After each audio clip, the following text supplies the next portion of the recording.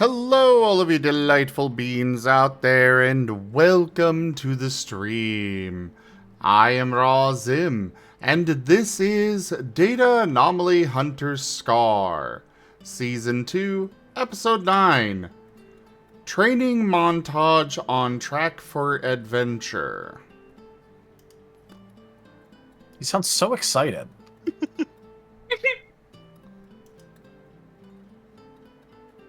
Yeah, it's awful. But anyways, this is one of our Digimon tabletop RPG campaigns being run with our custom SCAR system, or Stories and Creatures in Alternate Realities. It is a system that is in open playtest, so go take a look at it over on our Discord or on itch.io. For now, though, we will begin with introductions, starting with Zerda, who may be fired after tonight. Hey everyone, I am Zoda the Fox, and I am here to present a beautiful story of well, it depends on what they do today.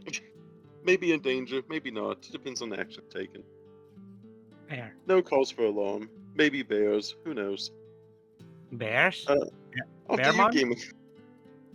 Hey, I'm Gimund, and I'm playing Volker, the very timid brother of Arcus who is in Arcus's body. They are a electric basic Harrismon. On to the Asher. I am Zim, and I'm playing as Asher, the Astral Light type Labramon. God of Death, Lord of Evil, and very tired of this train already because it's boring and he can't do anything on it. And even the food is poison, so he can't partake of that. Off to Haboku. Hello, y'all. I'm IDDoThings, or Ido if you prefer, and I play Haboku, the Lugamon, a necrotic fire, currently in the state of undeath. F, minion, and Asher are not very bright, but finally was able to be taught something, so there's hope. On to the Jace. Hello, I'm Drunk Dragonair, and I'm going to be playing Jace, the Black Alien X, that is Shadow Mythic type, and my brain had a half second where it had to load the rest of the character, apparently. And he's also just kind of chilling. Kotora. Hello everybody, I'm Raharu and I'll be playing Kotora, the mythic fire type Gabumon, and now do I realize that we're kind of lucky that it seems that none of the party members have green on them. Until you Riv. Hello, I am Taldiris, and I'll be playing Riv, the mythic water type Vorvamon. He's considering going and seeing what that the gambling car is about.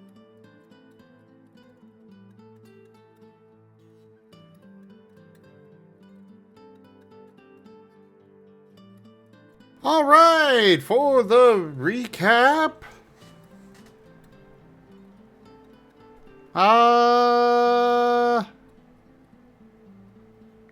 Go for it, Riv. I've done it 2 times. I was about to say I did it last week. Fine. Go for it, Gimund.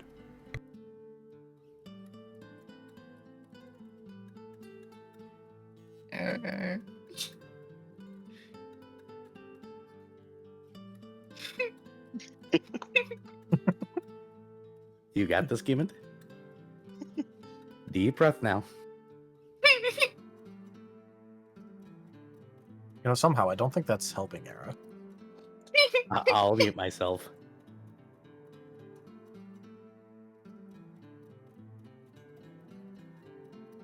I believe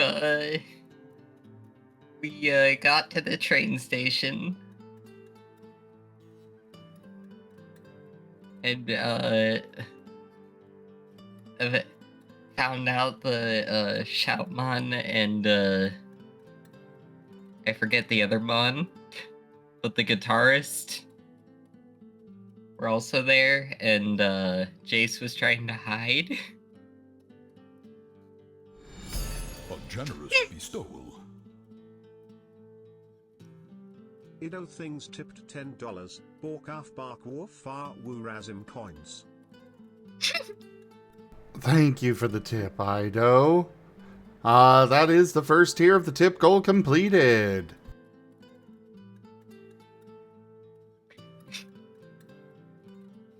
And slowly, one by one, everyone went to the ticket person. A generous bestowal. Gimund underscore tipped $10. Razim squeaky, razim squeaky, razim squeaky, razim squeaky. Yes, you razim are very squeaky. squeaky tonight. Thank you for that tip. That's the second tier of the tip goal completed.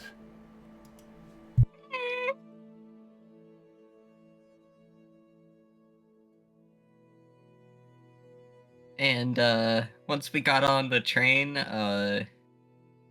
we all were assigned different rooms with Haboku and Riv in one, Fulgur and Kotora in another one, and Asher and Jace in the last one.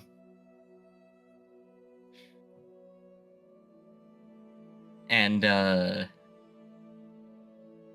various activities were held in each room, with the Haboku and Riv room being Haboku ultimately trying to learn how to read a little bit better. And Riv in his massive book pile. That when the train started moving, Haboku got hit with, I believe, the meditation book. He did, yes.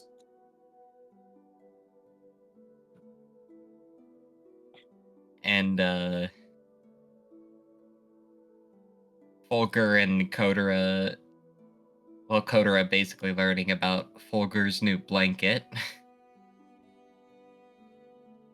And its heat-resistant properties being more like a heat dissipator. Heat sink. Call it a heat sink too.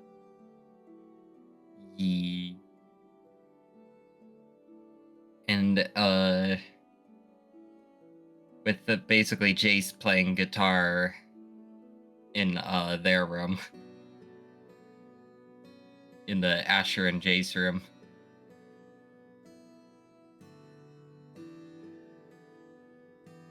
And then after their activities,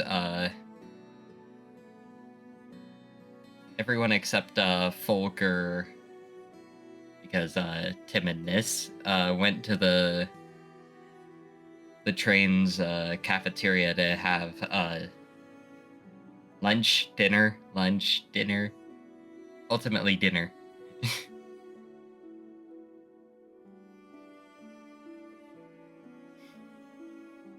Excuse me for a moment.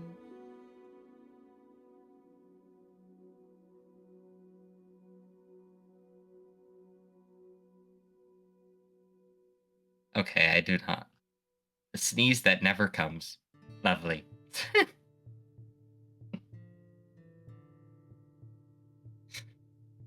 Anyway, and while Fulgur was left alone, he went over to some books Riv brought over for Kotora involving cooking.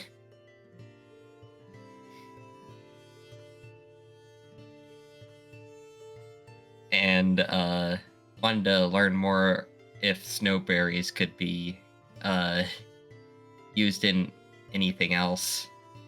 And ultimately found out he knows snowberries better than the book.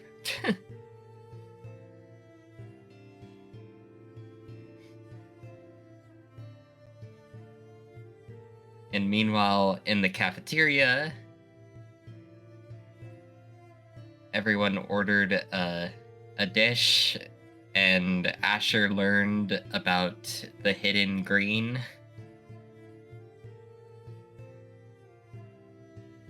In the, I believe, the bread. Yeah, the cheesy bread.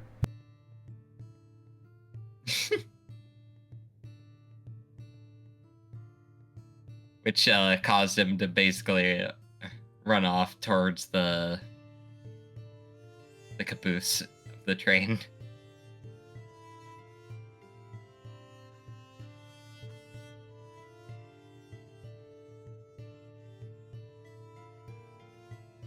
And then I believe after some conversation over there, Kotora brought Volger a cabbage pie, I believe. And Volker so subtly trying to hide the fact that he looked at Kotora's books. Oh wait, no, it was Jace who brought the food over. And then Kotora came back later and then yeah. And they had a brief discussion on conversation on that. Basically Folger revealing that the book wasn't completely right in terms of snowberries, as apparently they didn't include account for the stem actually being extra flavorful. There was also a Haboku sticking their tongue out the window earlier.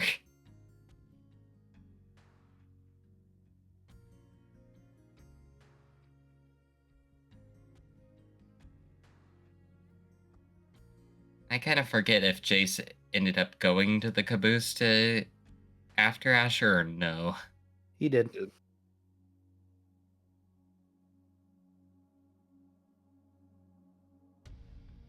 Oh yeah, there was also a conversation between Jace and Asher about a very pessimistic Asher on survival of the team.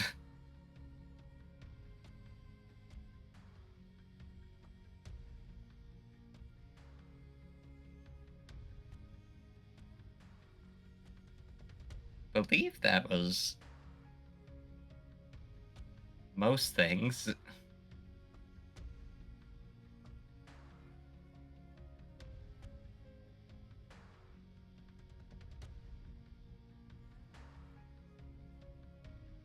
Yeah.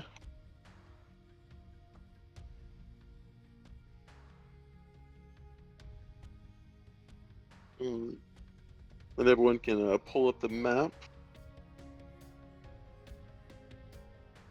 And it is getting close to nighttime. We are essentially heading into the night. Most of the regular, not really much entertainment, but most of the entertainment on the train falls to the luck of the die. Zerda, you sound like you're in a tin can suddenly. Let me try changing a little bit. Give me a second. Sounds like you might be on a headset mic suddenly. He Yeah, let me sounded try. the same as he was the entire time. Oh. Let me A try something. generous bestowal. Hello? Raharu 95 tipped $15, a generous bestowal. Hello. I thank Hello. you for that tip, Okay. Raharu. That is the third tier of the tip goal completed. On to the last.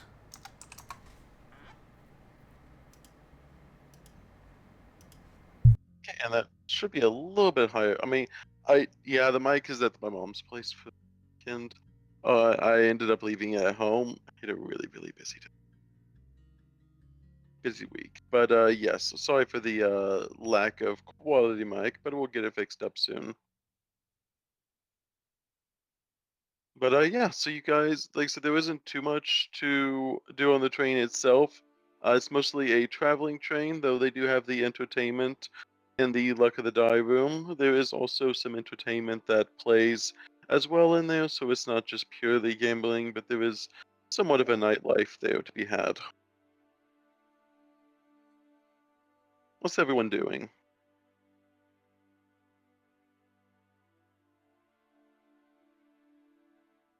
Oh no. Oh no. Can you hear me? I mean, Okay. Either Asher one was is talking. Asher is still on the back next to the well, just at the end of the train. Okay. And Jay, so what are you doing next to Asher? Are you staring at the stars? Are you staring at the planes? Are you staring at Asher? Probably staring at the stars until I have a little bit of a buzz going, and then I might go back and play guitar in the room more. It depends on where the night goes. And then we were having a training montage from two people trying to learn books. Whoa. Viv, I think Yep. you were teaching Haboku how to read, and then let's see, Asher, and then we had Folger teaching Kotora. How late do y'all stay up doing that?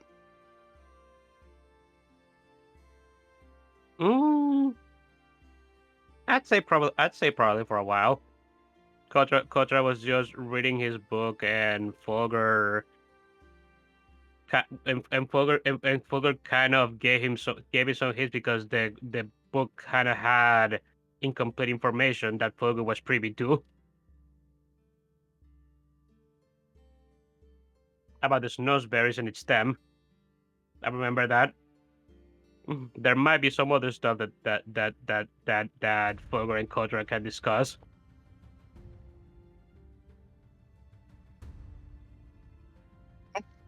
And let's see, I think Viv, you're wanting to go to the gambling den. Yep, eventually. Yeah. When Haboku was no longer as up for learning things. Kotora You- is going to the gambling den with Rip, by the way. Yeah, I figured. I was gonna see if you wanted to bring anyone. Yeah, Haboku was gonna go as well. I'd say after a few hours, she probably would. Probably would want to do something else. I've learned to read. I'm gonna use this to gamble. First you count numbers, then you count cards.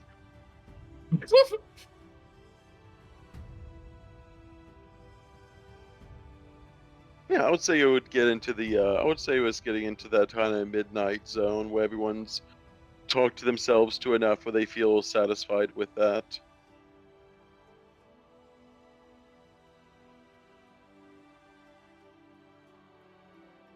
You're also free to check on the other two, if you'd like to, of course.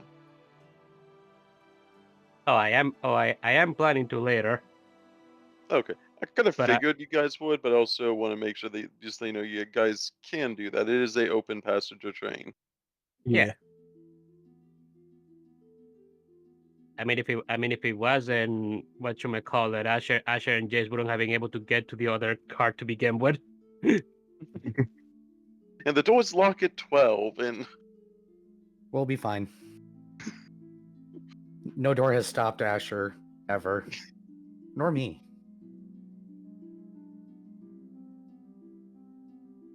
But what about the window? No Aren't they one just goes out the on an open windows. car? Do I look like Spider-Man? Yeah, Yeah, but technically going in through the window in that case. let's see. Well, Koto, you know that Viv would want to go to the gambling den, and Viv, you know Koto was talking about it. So, which of you Yeah. guys do you think you'd talk? Oh, which one do you think you'd go to first?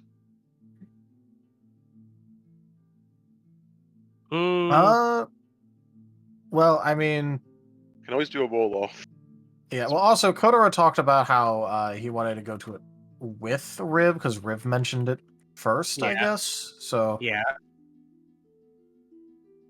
We can do an initiative to see who finishes first. I guess. Okay, let's see who finishes first, Viv or Kotora. Roll me a. I guess this is not really a dedicated roll, so just each roll me a percentile. Just because isn't Okay. really a particular like roll for it. I think Viv's got this. I Viv think finished Riv first. has it. Yeah. I keep forgetting that that higher numbers are bad with the percentage roll.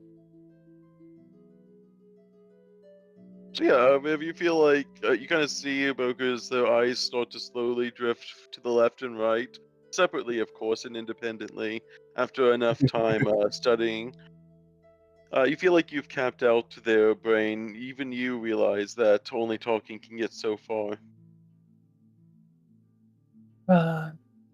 Oh well. He's not actually saying that. That's just more like his internal reaction. Hey, you made Uh, progress. That's Yep, he made progress with Haboku, like legitimate actual progress. So he'll take that. Hooray! And what he's gonna do is he's going to neatly put the book back into the pile. This time, just making sure the pile is actually split into two, so that way it's less likely to topple again. And then just go. Haboku, you wanted to go to the gambling cart with me, right? Oh, yeah. Well, if you're done with the whole reading part and me teaching you some stuff about that, you want to go knock on Kotora and Fulgur's door and let Kotora know? okay. I'll do that. And then he'll hop off the bed and hurry out to their room, to the other or the next door. Yeah, Rube will follow and he'll just remember, I meant just to do it with me, but I guess I should have been more specific. Adorable.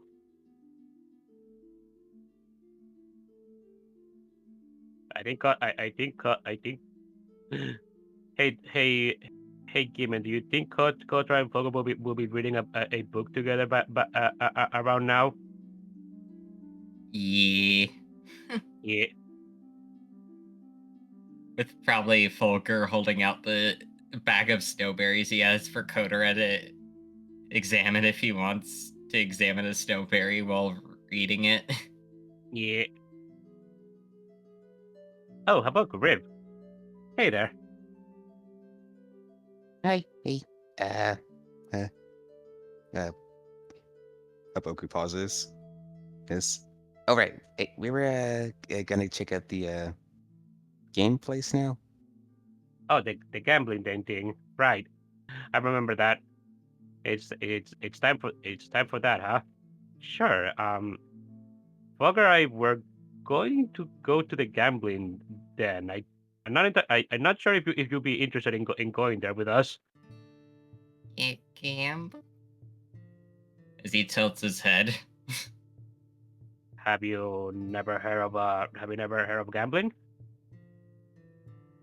No. Well, gambling is the concept of putting something aside to try and gain something by playing some sort of game. Usually money, but it can be done with other stuff.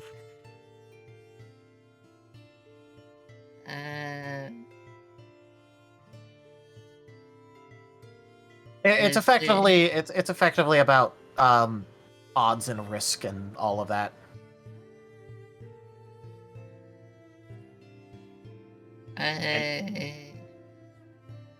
I'll watch. Sure. Around this, I'm not entirely sure. I'm not entirely sure how many people that will be there around this hour. But just stay near us, and you'll be fine. Okay. Where I'll probably be watching too.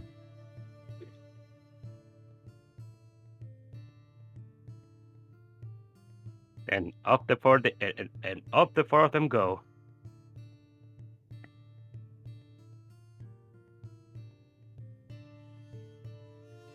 Okay. As you make your way over the carts, you realize that a lot of the food places is mostly packed up. There's still some at the tables, some that have still kind of chilling in there. They seem to be more relaxing in the cart than anything. Just a few Digimon between the chairs as such. The entrance to the Luck of the Die, it seems there is a door there, but there does seem to be a red curtain that seems to fall over the door, almost signifying that the entrance of the die room, just to make it seem a little bit more elegant.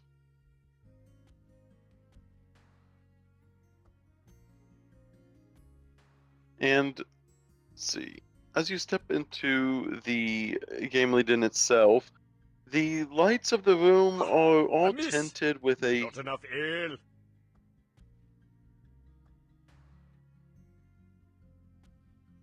yes. There was plenty of ale left for all who wished to drink. I'm sure the gambling den wants people to drink. As you, I don't know. Oh, good. Gave the party reroll. Okay, that's what that was. Okay, and let's confuse a second. And for you guys, you step into the gambling den, you realize that all of the lights, instead of being a bright whitish yellowish color, the whole room seems to be tinted a very darker shade of red, but something that's very pleasant to the eyes. It seems to almost match the room itself, with the chairs and upholstery all having that similar red. The smell of the room itself almost is curious a little bit. Anyone is free to give me a medicine check to try to recognize the smell in the air, as it's not a typical smell. You can also, if anyone would like to do their medicine roll. Yeah, sure. Can I argue investigation? Yes, it'll be a lower DC though. You mean higher DC? Yes, sorry. I was about to say, like, if it's gonna be lower, like, I'll do that. Now I guess I'll go. Body instincts medicine to try and smell it.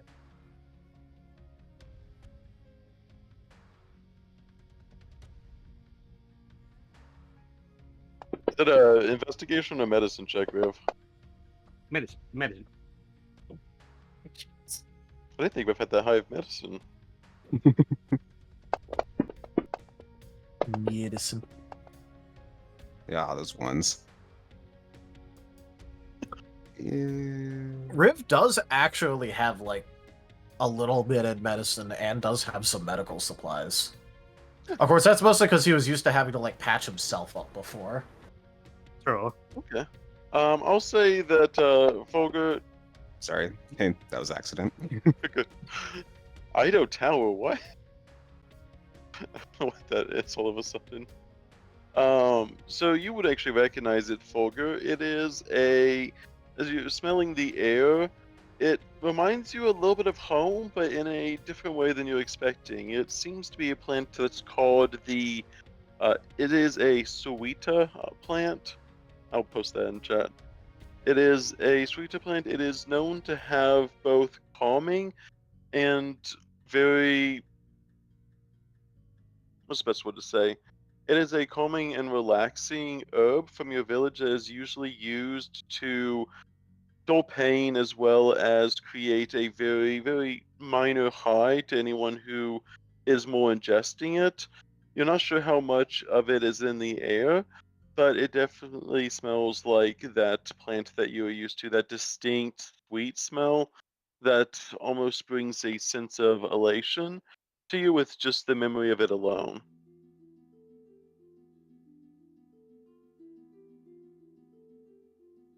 This stuff's familiar. Oh, I. It's a relaxing herb.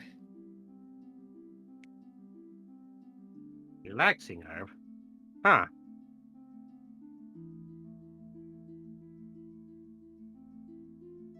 I think it's called Suita?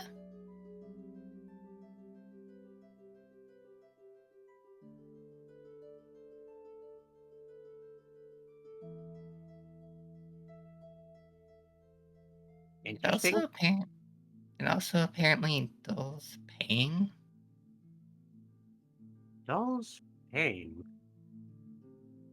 Why would it? I will say, I thought you also know in slightly longer concentrations, it does have a very small sense of euphoria associated with it as well, where most of the pain effect comes from. Folger will explain that.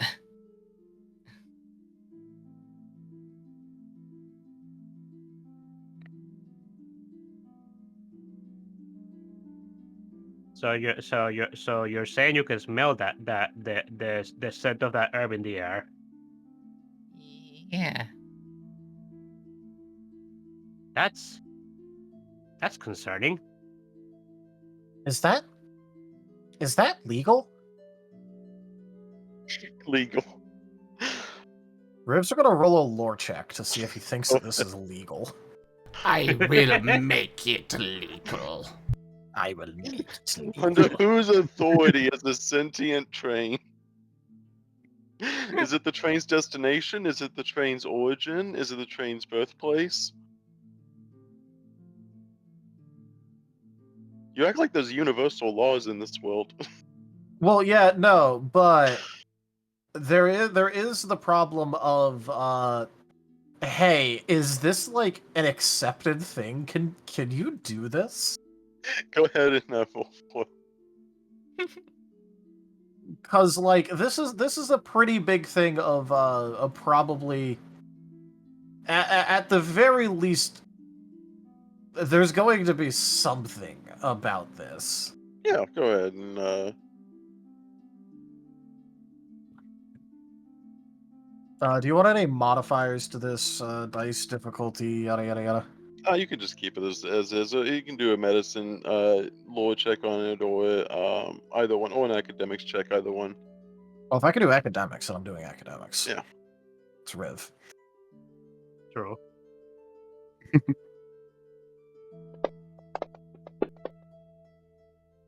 Ooh. What? Only a one. But look at all One. those sixes. Still the one.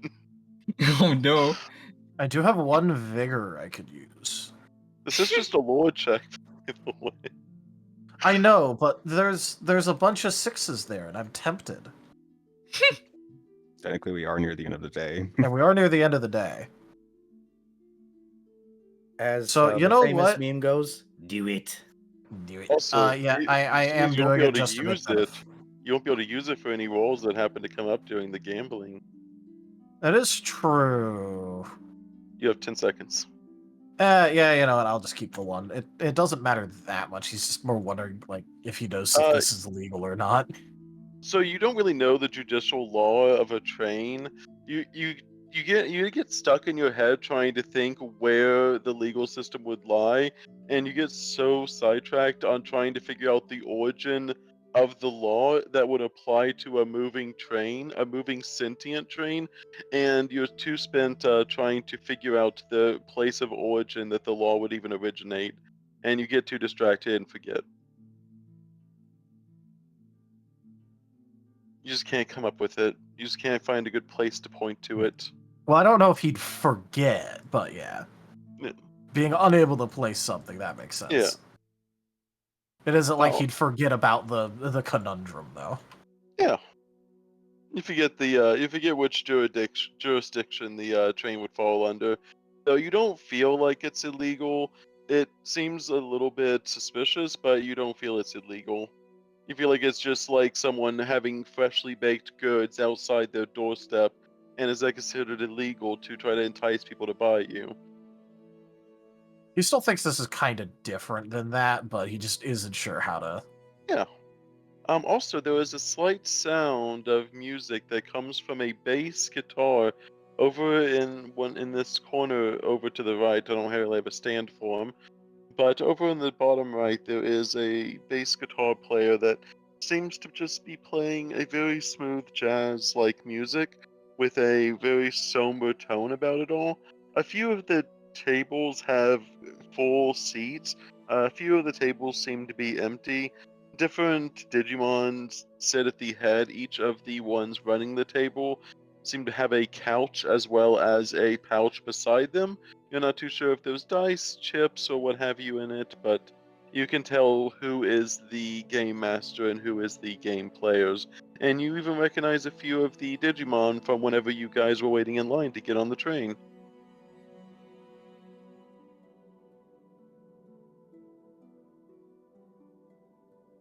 You do see the Impamon that seems to be over in the top right of the area, behind or in front of a chest with a chest behind them. You can only imagine being the ones holding the money for the area, as well as you see them dealing out chips for the area. Chips in the sense of essentially money chips in this sense.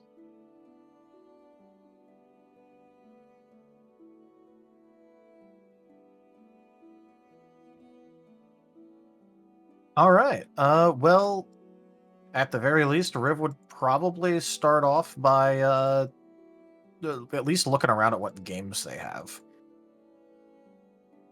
The games Haboku themselves. Oh, go will ahead. be doing the same.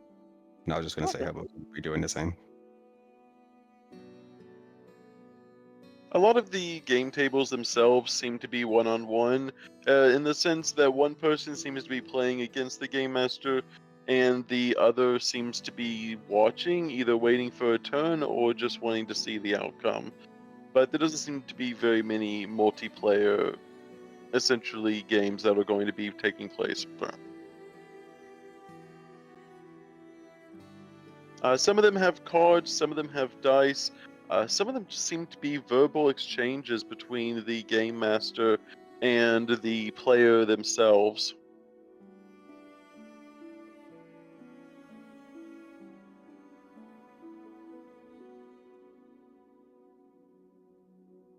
One of the seats do begin to open in the bottom right, specifically the circle and the square at the bottom right.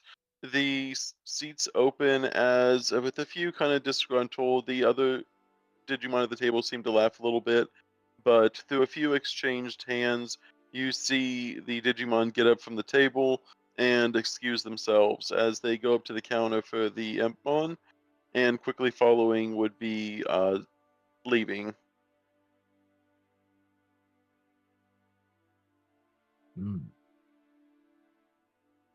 Uh, on the list of games last time, I think Blackjack got mentioned. Is that the case? There was a variant of blackjack. There is, because obviously I don't have an infinite amount of games. There is a few number games, a blackjack variant right now. And that was the one the Impmon was promoting. Yeah. Yeah. I will tell you, just to be transparent, there is like I said, there's the variant blackjack. There is a numbers game, which I will tell you the rules to if you're interested, and then there is a probability game.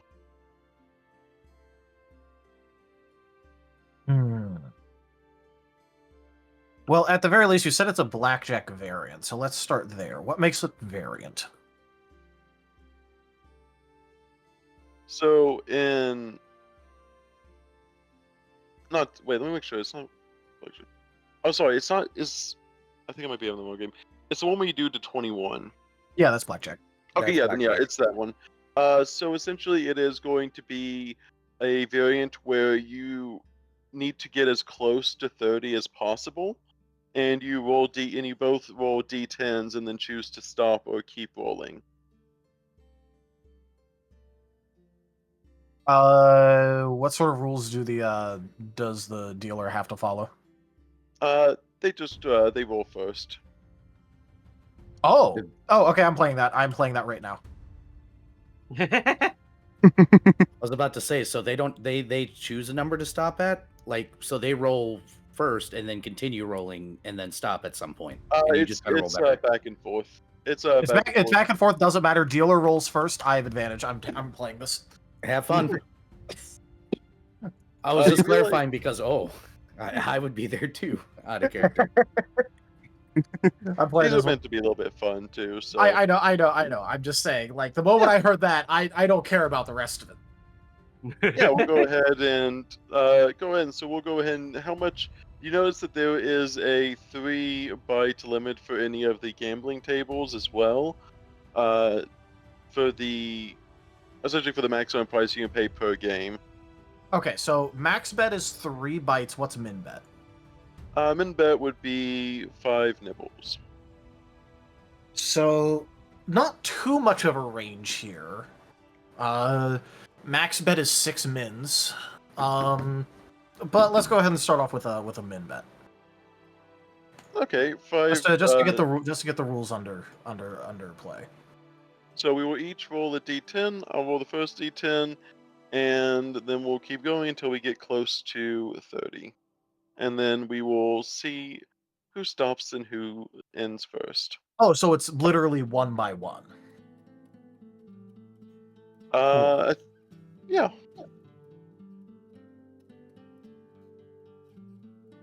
And so they will keep going, but it is your go to roll.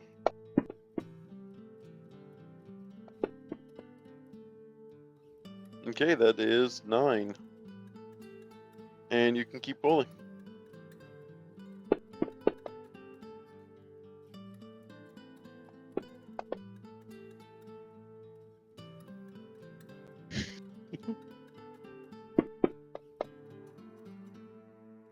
All right, rib stays.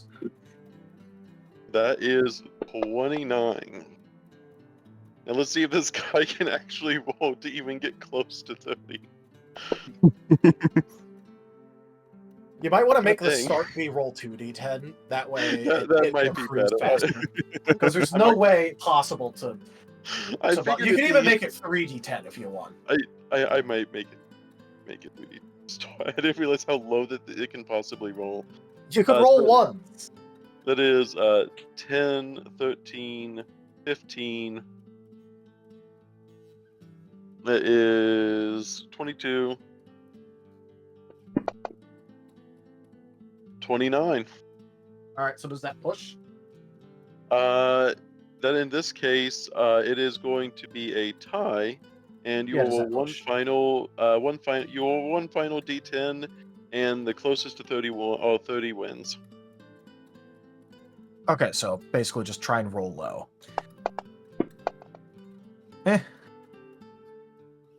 And that is a broke. You see them actually congratulate you for the game itself, and they pass you over the 5 nibbles for your troubles. All right, so I'm up 1 min bet. And I'll go let someone else. What would someone else? He seems to be taking the blackjack variant table. There is the numbers and profitability. Whoop! What the? I think I might have actually just hit the X. Ignore me. Oops. When you accidentally try clicking on a note and close the entire world, the world dies and everyone crashes. The world dies and everyone in it. The train derails and everyone dies. Yeah. No. The exponent should at least give you a warning before closing down the entire game. God damn it. Ridiculous. Give you a warning. There it goes. Okay. The game's back up. I am so sorry. My notes tabs are in the top right, and so is the giant X button. I moved my notes to the left. Good idea. Okay. Kotora and Haboku, which one would you like to try? The probability or the numbers game? Haboku will probably just be watching because he won't have any idea of that's really going on. You see it. You see a. Let's see here.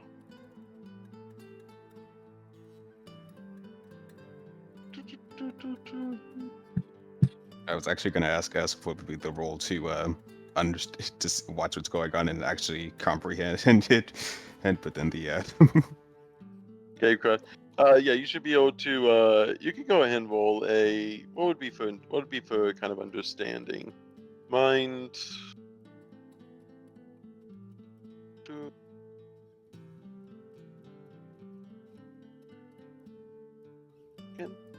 Yeah, you can either give me a academics check or I would say a investigation check as you're trying to figure out how the rules are kind of beginning to be played.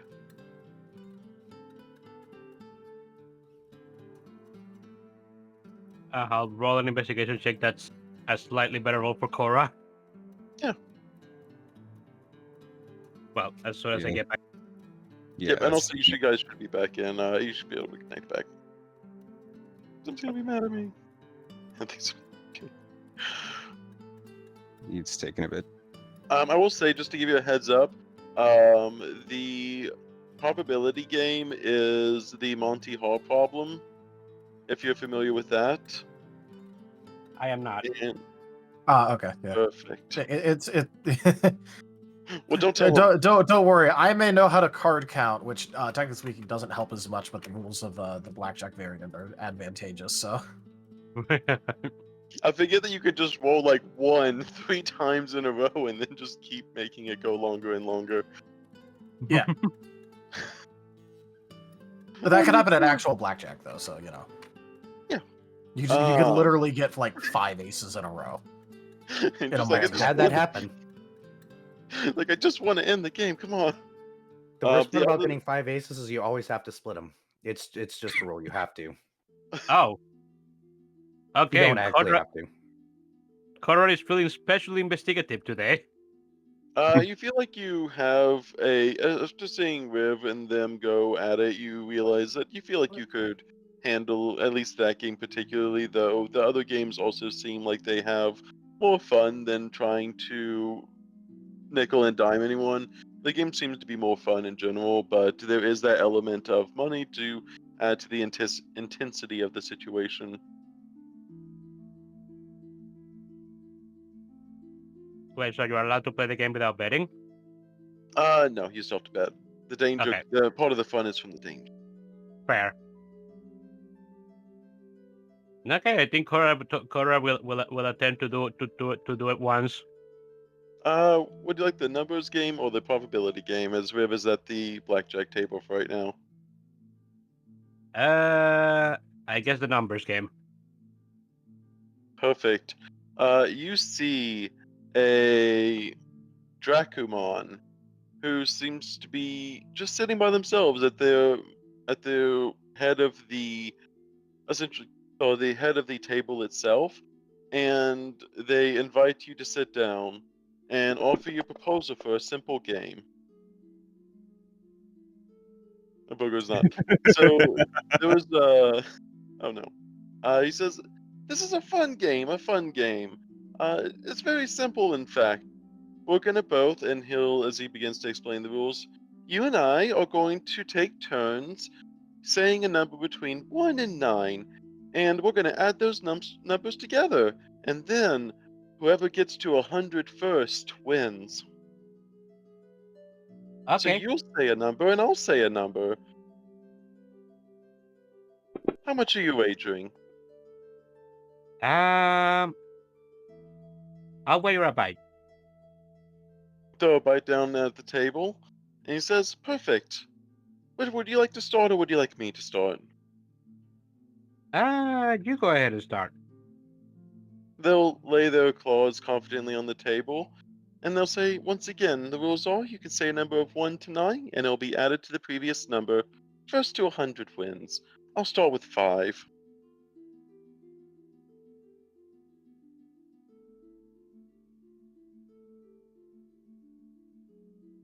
Hmm.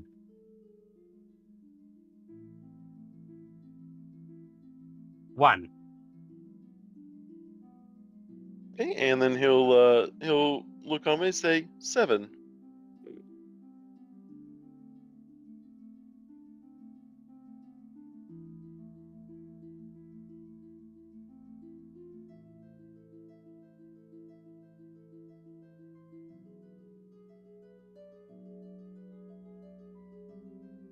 Nine. You'll see him think for a moment. I'll do 7 again.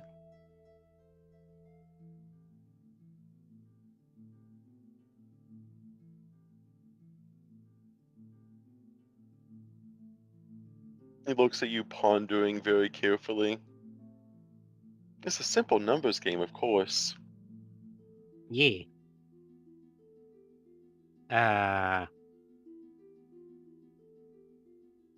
Let's go with 6. You see him as he taps a claw on his chin. He thinks, "It is a good number. I think I'll have to raise you 9."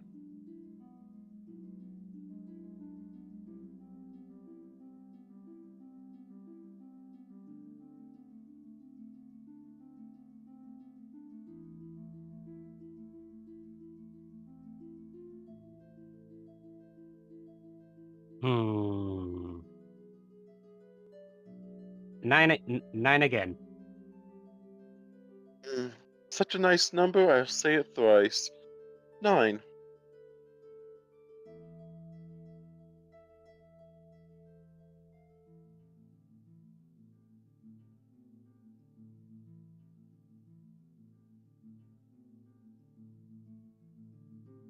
Ah. Let's see.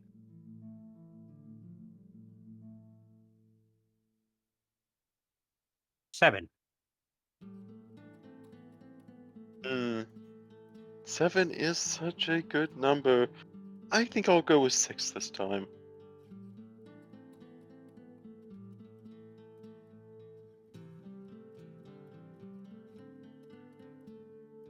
Mm.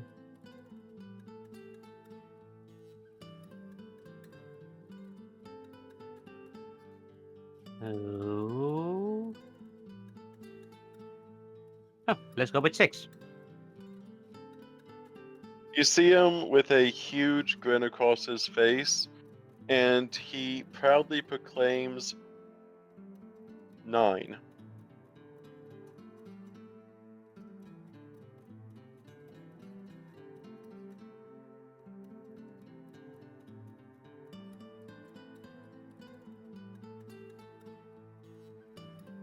Choose a number, 1 to 9.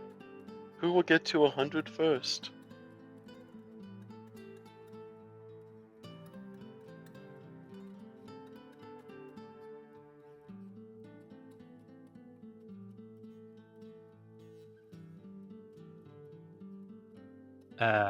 Kotora is going to on the problem and just say 1.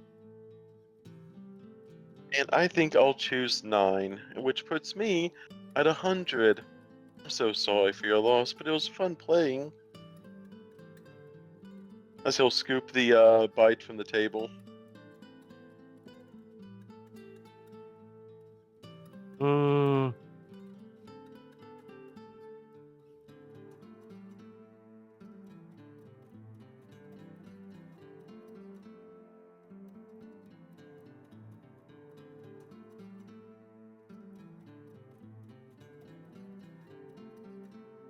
I'll also say, I'll go ahead, Kotora. No. What were you gonna say? I was gonna say, if you have anything else to say, by all means. Though I will let Haboku play Probability, which is probably his strongest suit. And I was just gonna say, Kotora was counting on his figures for a moment, and he just realized, dang it, I trapped myself. It was if you said any number, but if you would have said any number 6 or above, it would have been an instant win because the goal is to get to 90, not 100. Yeah, because honestly, once you get there, you can just finish it out, no matter Yeah. what they pick. yeah, and I knew that myself, and I was actually counting the numbers, but I think I messed up along the way. That's why I did post the. That's why I was posting the numbers in chat and everything. But once I said 70, once I was up to 75, and you said 6, and I brought you up to 81, I'm like, boom, 90. I thought we were at 80 by that point. I think I missed a number. Whoops. You all good. Haboku, how would you like to feel? You do see them playing. One of the tables does seem to open up. It seems to be a simple game with just 10 cards laid out.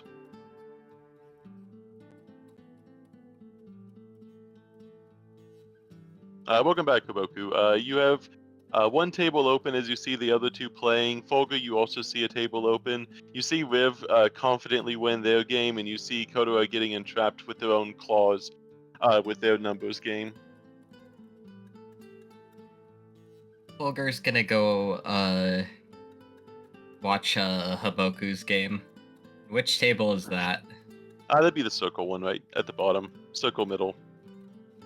Oh, sorry. Circle is going to be circle left, the bottom left one. That's the one that opened up.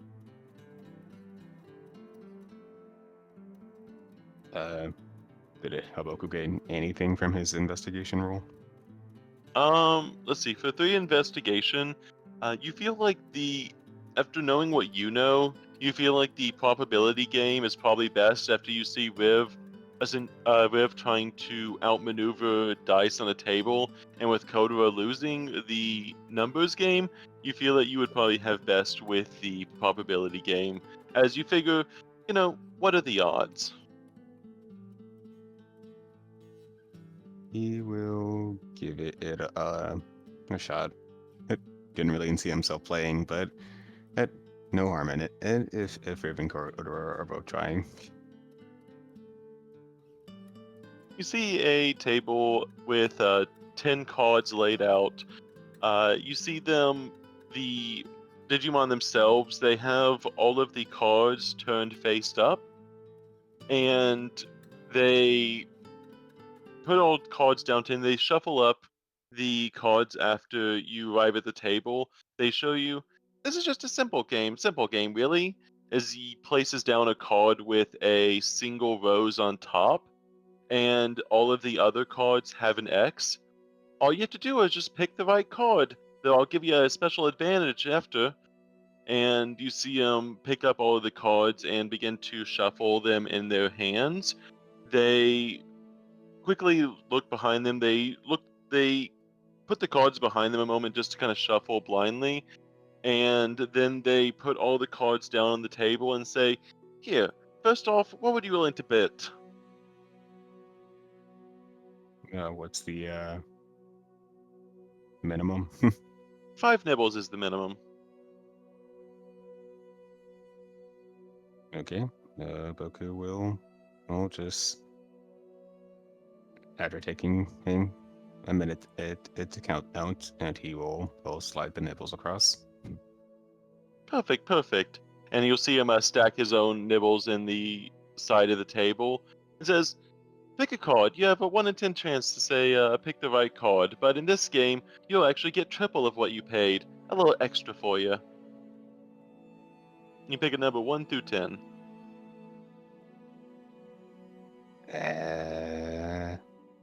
He will go with 5. Okay.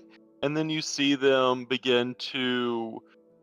they look through all the cards as they were kind of shuffling on the cards. They do end up taking a peek, though they do look at you kind of with a side eye. They take a peek at each one of the cards and they say, let's say we lower these odds down to half. And you'll see him take 8 of the cards away, and he'll flip all of them up, all of them being X's. He says, there is 1 good card and 1 bad card. Would you like to switch your card, or would you like to stay with the 1?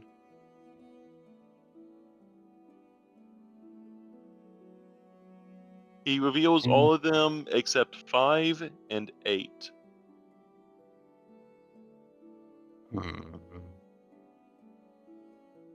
You were feeling very lucky on that 5. Can I do an insight? Certainly. See how well the insight probability. I'm gonna have to add a difficulty modifier to this.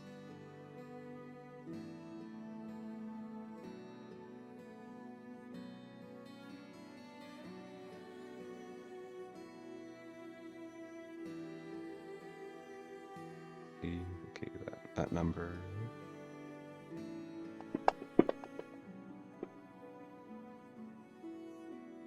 You feel that he was telling the truth and he took away all the cards. You didn't see any sleight of hand or tricks or anything that would you wouldn't see anything that would instigate him slipping the good card away. He seems to be genuine in asking whether you would like to switch the card or not. You knew that at the start you had a 1 in 10 chance, though now for some reason he seems to be calling it a 1.5 chance, and you're not too sure what to feel.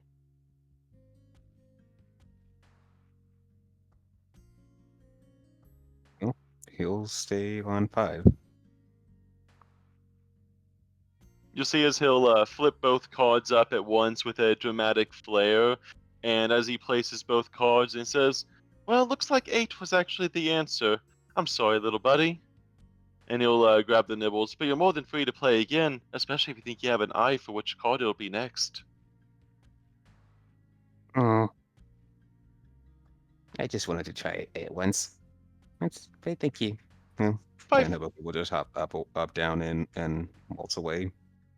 Probably to go back to watching River and Kotora again. Vogel, what are you doing? He's probably gonna be hmm.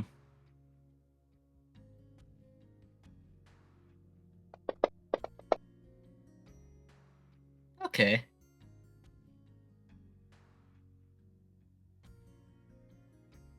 I'll try the blackjack. Certainly. In this case, I'm lowering the number. I'm actually just going to make the number 21.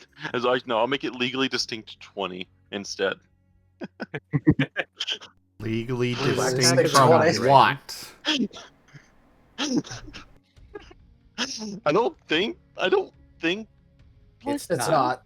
Okay, I was gonna say I don't think It's that's not. a trademark. Nobody But can yes. own. Game Yeah. mechanics? Question mark. Is blackjack considered a game mechanic? Is that what it's Well, considered? blackjack's been around for so long now that it can't be copywritten anymore. It's in the public domain. Oh, okay. So yeah, it is safe to use then. Okay. Same thing Yeah. with poker. It's just hard to use with D10s because it's So variant. I know. Well, no, it's isn't hard to it- use with D10s because there's no 11. You can't have a blackjack. Well, you also can't have face cards. Well, yeah. I mean, you can roll a 1 and 2 10s, you know. Well, not with, but you can't do that on the initial thing to get extra payout. Yeah, there's 2 through king, and then ace counts as 1 or 11 depending on where you're standing at. Whatever you want. I'm not entirely familiar. I just know I only played the game Pajak from Star Wars. It's the closest thing I have. Do you want to play Pajak? You see a random Pajak player stand up. Did someone say Pajak? That was the only introduction I had to blackjack before I knew blackjack was a thing. That Pajak was the only thing I knew for the longest time. But yes, we'll change the number to 21 for this. But yes, in this case, the dealer will go first. We'll roll the 1d10 first spins. And they have 8. Ooh. They will roll again. 7.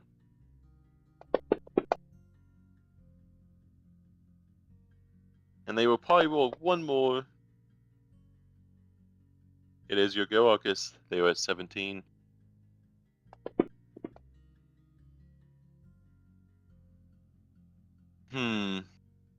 You see him tap his claw on his chin a moment. 5, 5, 5. What should we do? 60% chance I fail? 40% I pass. You see him with a look about it. I'll leave the odds in your favor. Folker's not saying anything really. Literally, how he entered this was he just slid the bite onto the table.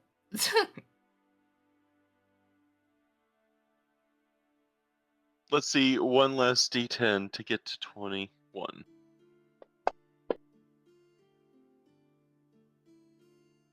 That is 17. You see him proudly sit with his claws between his hands. I stayed. Would you like to?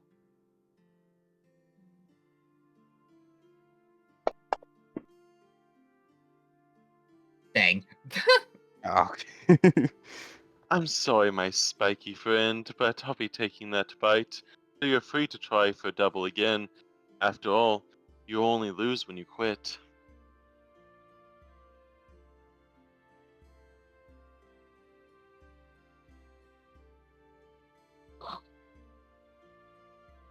He will offer you, I'll give you one more game if you'd like.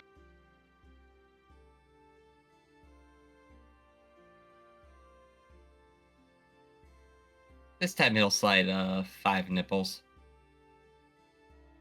5 nibbles it is. Let's see who the dice favors.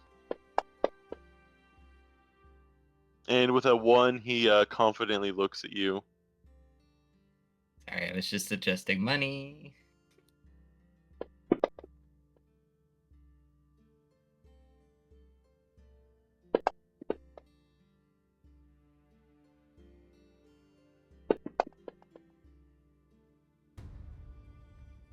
What? That was not a D10. Oh, no, it should be 8.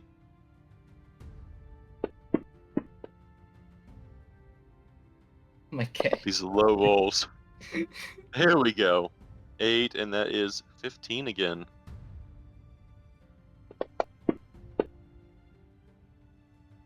$18. He's gonna take up. I think 15 plus 7. I think that is 20. That is Yeah, gonna that's be plus. 22. That's a bust. You see him and says, "Oh, darn and shoot," and all of the curses. You see him waving a hand to the sky. There you go, buddy. 5 nibbles back to you. And then you see him hand over your 5 nibbles plus a 5 from his little coin purse here he has next to him. He takes it. And then You are technically down 5 nibbles. But let me check in on Asher and Jace. I will fast. Unless you want to say something to the gambling man. nope, he just takes it and then moves on. I'll say you guys, if you guys can spend some time, I will give you all a single chance to roll a percentile, and if you get 50 or below, you will gain 2 bites, and if you roll above 50, you will lose 2 bites. And we'll count that as gambling for the rest of the night if anyone would like to take a chance. Nah, after losing his 1 bite, Kotora is done. So it's about He, you. he ain't falling for that trap. What do you Oh. think, Riv? Probability. Oh, probability, not worth. On this. This is a coin flip. So for Riv, technically speaking, right now, this is win the coin flip, gain 1.5 bites. Lose the coin flip, lose 2.5 bites. So no. Riv is happy with his 5 nibbles win. But yes, I'll say that as you progress the night, you win some, you lose some. You mostly break, not exactly even from whenever you started, but even from whenever we left off as the night begins to progress. It is on to the Asher and Jace. As the rest of them seem to having their time, you notice the stars in full blaze above the sky. The hills of the plains seem to be getting more prominent as you're progressing on. It is as if the plains are beginning to shift into a more mountainish ? Or a forest as you look off into the distance, seeing what looks to be a somewhat smaller jungle far off in the distance, but too close to really measure any distance. You know that it's not your destination yet, but the terrain change is signs that you are going at least out of the zone that you were originally just in. Essentially, it's a change of time and space, a time of terrain. Hey, Asher. Yeah? I'm probably gonna go grab a beer and grab one of my guitars. Do you want anything to drink? No, I think I'm good. Alright, do you want me to grab the electric or the acoustic? Acoustic. Okay. I'm grabbing your food too. The stuff without green. He squints. I checked it, don't worry. Okay. Yeah, Jace is gonna get up and make his way back to the gambling car to grab a beer. As you did pay, I think you paid like a bite last time for the food. Yep. For the beer. So say the alcohol this time is currently on that bill, and any leftover remaining at the end of the night will be automatically deducted as a tip. But you'd imagine a few drinks left in your tab.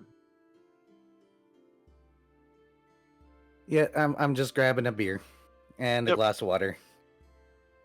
So those that are gambling might see me come through, get a beer and a water, stop by the room, gonna grab Asher's food and my acoustic, and I'll head back to hang out with him. Hi, Jace. Oh, hi. How's it? Waves has no intention of staying in the gambling room at all. Oh, hey, Jace. How's it going? Yeah, it's going alright. We're just hanging out back right now. Oh, that's cool. Where exactly? Oh, all the way in back. Ah, There's apparently an Ooh. open area back there, so we're just kind of hanging out looking at the stars, oh, getting That ready to sounds- see the scenery change. oh, that sounds pretty. Actually. Hey.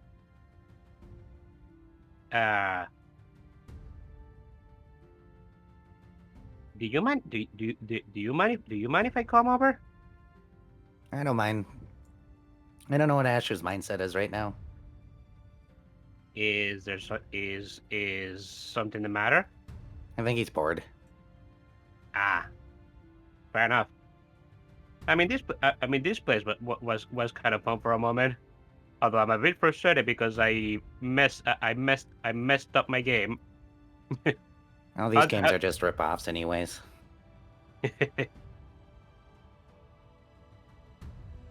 Okay, I'll head there in a little bit myself. Just gotta make sure that the rest are doing okay.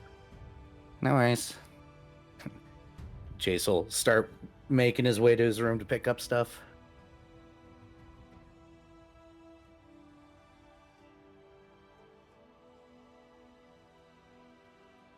And I don't think anyone's been in your room since you last left it.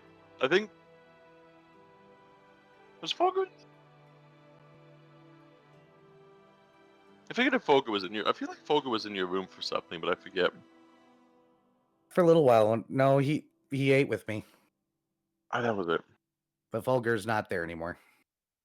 I was gonna say, I would Focus hope nobody would else would have a reason to go into their room, considering it was just Jason Astor in there. Yeah. You see Consuela over in the corner cleaning your room. Housekeeping.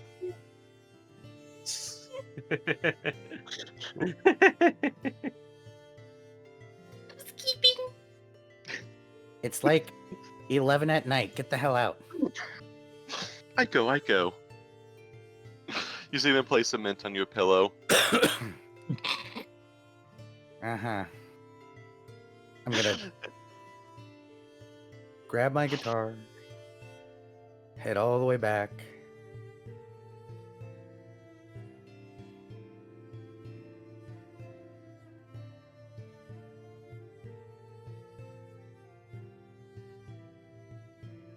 Plop next to Asher, offer him over his food. Here you go. Sorry it's cold. I guess I should have asked them to warm it up, huh? No, it's okay. But he is opening it to take a look. I clarified last game that there was no green in there, so if there's green now, It's not. Well, yeah, but it's Asher. yep. True enough. Trust but verify.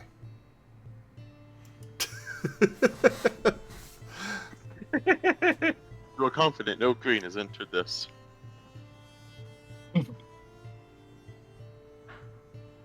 But otherwise, yeah, he will go ahead and eat and just kind of continue chilling and relaxing.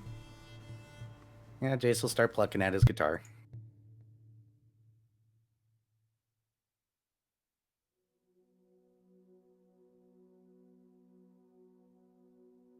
The soft sounds echo a little bit as the overhang of the last cart does provide a little bit of reverberation. Not too much as you're a little bit far away, but it is the closest thing to a surround sound, especially with the sound of the wind at night and the traveling of the train.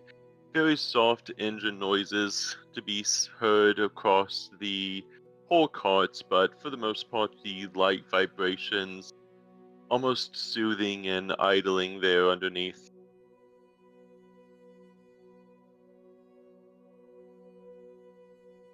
Yep, I'm pretty sure we're just hanging out.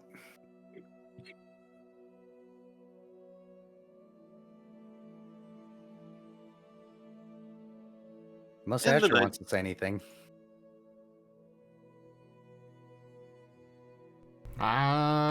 No, he's kind of enjoying the peace and quiet out here.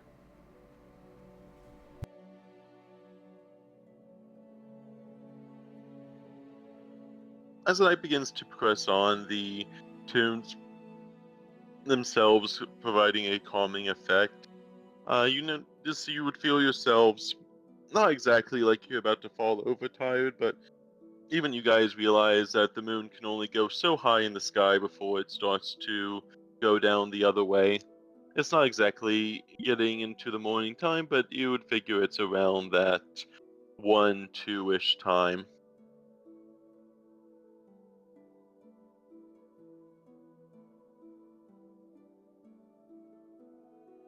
Huh, Kotora said he was going to join us. Guess not. I will say, Koto, you can probably show up, I would say, at about 30 minutes after they were. Yeah.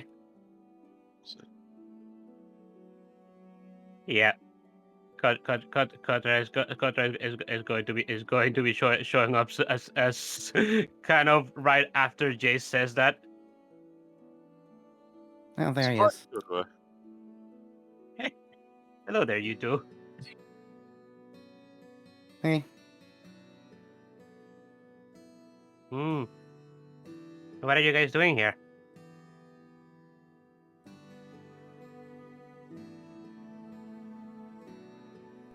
Just enjoying the quiet. yeah, pretty much.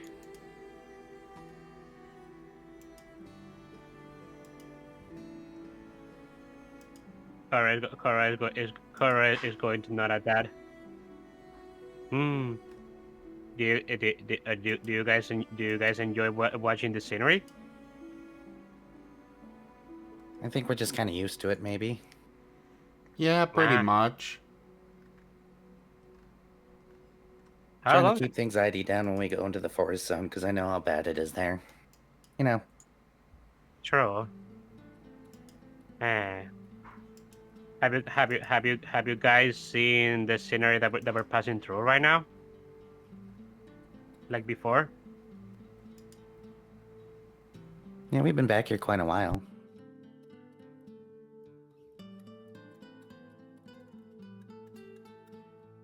Why, was there something you were looking for?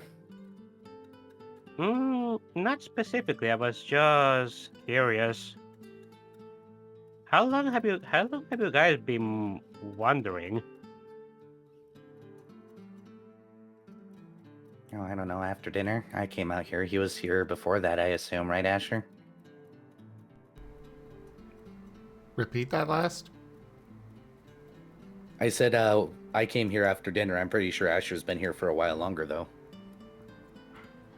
Yeah, I kind of just came out here. I went back to the room after leaving the dining car and then decided to come out here.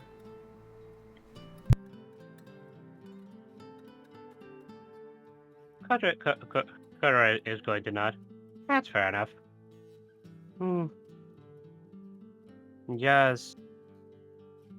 Well, this trainer this trainer has been going well thus far for the rest of us, and I've just been wondering what you guys have been doing. My guess is just been hanging out the two of you. Pretty much. Hmm. Why, was there something you wanted to do? Hmm. Well, I did wanted to ask you guys some stuff actually. I since we're getting since we are going to the forest and we're getting nearer by the minute, I just wanted to ask, since you know much more about it than we do, Jace and Asher, are besides the organization, cult, whatever it was that you guys came from, is there anything else that we would need to watch out for in the forest? Yeah, there's plenty of animals. I mean, it's hard to describe. I know there's other dangers, but I was a forger, so I was kind of used to it already, maybe. Ah, fair. Like, even before I went to the forest domain. I know that there's definitely some poisonous plants we're gonna have to be aware of. I know that there are always the chance of rogue Digimon out there. Ones that don't necessarily play nice. And that's Alright. pretty typical for any area that's, somewhat secluded. Kotora is gonna sit down and nod as he's listening. And there might be some robbers out there as well. I don't know. I would assume that Mr. Big Wolf would have chased them out, but it really depends on whether or not he cares. If they serve a purpose to them, they might still be around. I don't know. Do you know this Mr. Big Wolf personally? Oh, yeah. He's the one that always led everything. He was the one that filled my head full of lies and false promises, and there goes the... Sir, did you do the thing again? What? I'm at my computer right now. Oh. Well, the No. server... Oh, that wasn't. I was not at my computer when that happened. Oh. That wasn't me on that time. I'm not at my computer and I didn't have anything open. Weird. That's really, really weird. Yeah, I don't know on that one. It is loading up. You guys continue role playing. I'll have that open, but that's really odd because I was in the kitchen getting some water when you said that.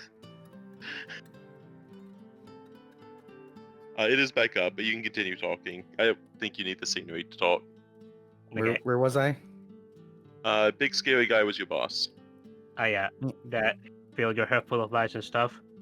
Yeah, he tells everybody his lies. And Basically, yeah, don't I let trust him- anyone. Pretty much.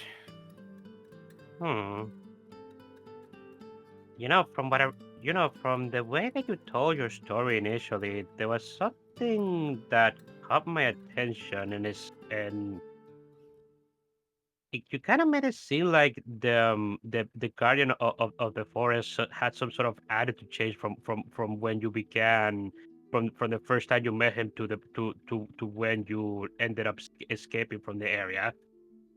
Well, that's how people manipulate you, They suck you in with promises and or act all nice and like they're your friend and they're going to help you.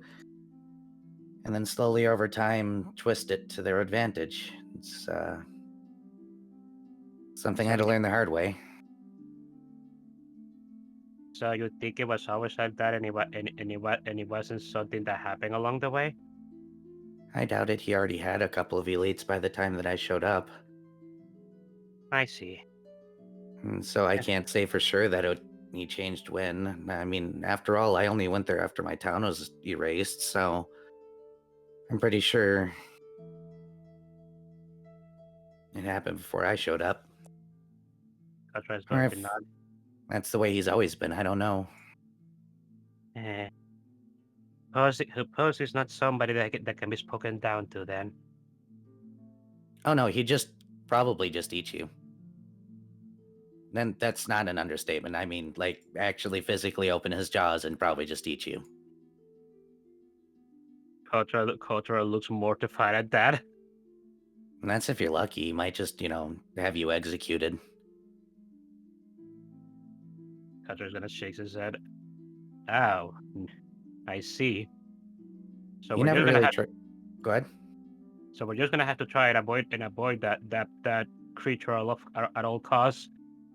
That's why I warned you to not trust people, especially avoid people that look like me and Asher. You haven't really traveled out of your, home zone too much, have you? Kotora's gonna rub the back of his head. Well, me and Rib have traveled quite a bit, but the forest is an area that we have never been to. No. Yeah, I guess you guys also don't have glitch, so I guess, well, at least visible glitch, I should say. So maybe Yeah. people were just nicer than you. No, the forest zone's nasty. As I said, if they find out that you're outsiders, you're cooked. The elites will show up in a matter of days, and either you're worth something to him and you get dragged off, or you're not, and you will be ended. Kotora is going to nod slowly. There's a reason why I'm telling you all not to run off, because if you make a big scene, call a bunch of attention to yourself, go off and do something like you guys do without somebody, got your back or trying to help you. Oh no, I do get what you're saying. I'm pretty sure that if my brother wasn't afraid that he was going to freeze you all to death or something when whatever happened, he wouldn't have done that to begin with. He kind of worries about others a lot over himself. That's all well and good, but he has to understand that actions like that call away a lot of attention. And when you do stuff like that, you put your friends in just as much danger as yourself.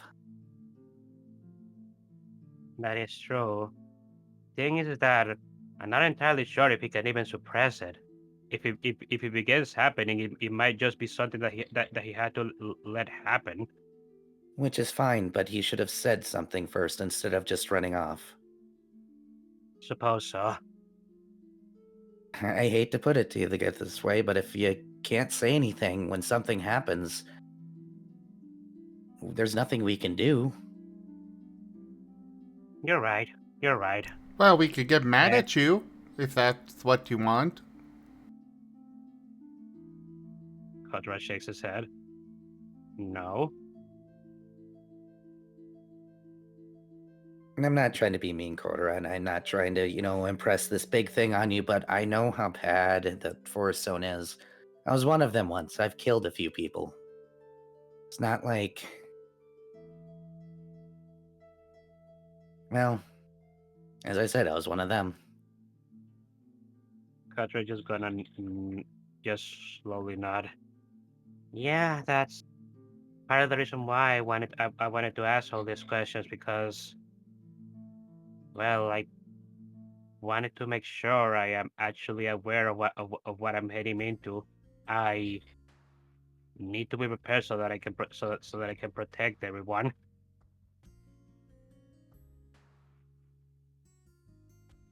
Well, as long as you understand that.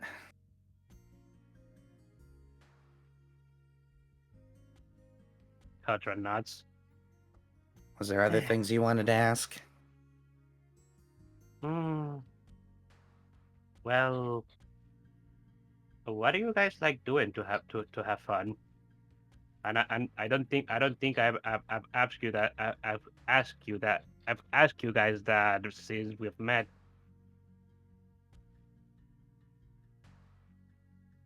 Thumbs over to Asher. That one has fun.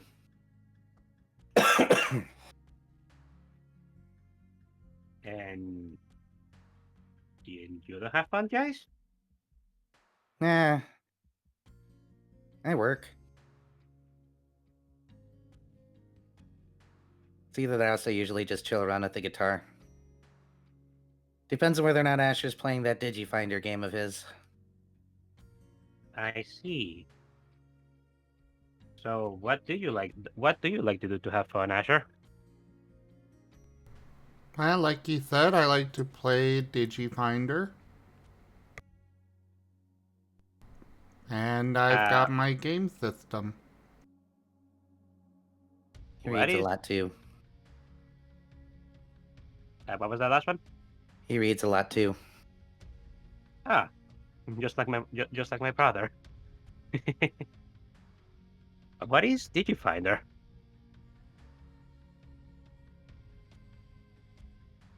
This one's on Asher. Jace is just going to tune everything out that's coming because he's heard it before.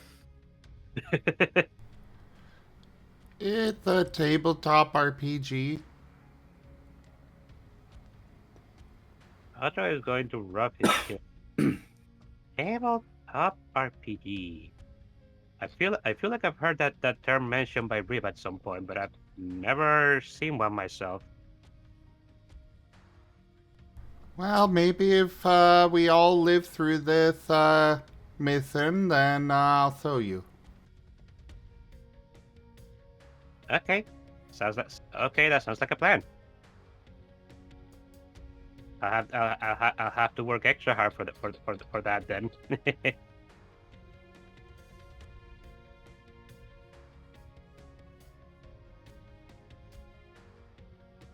Hmm.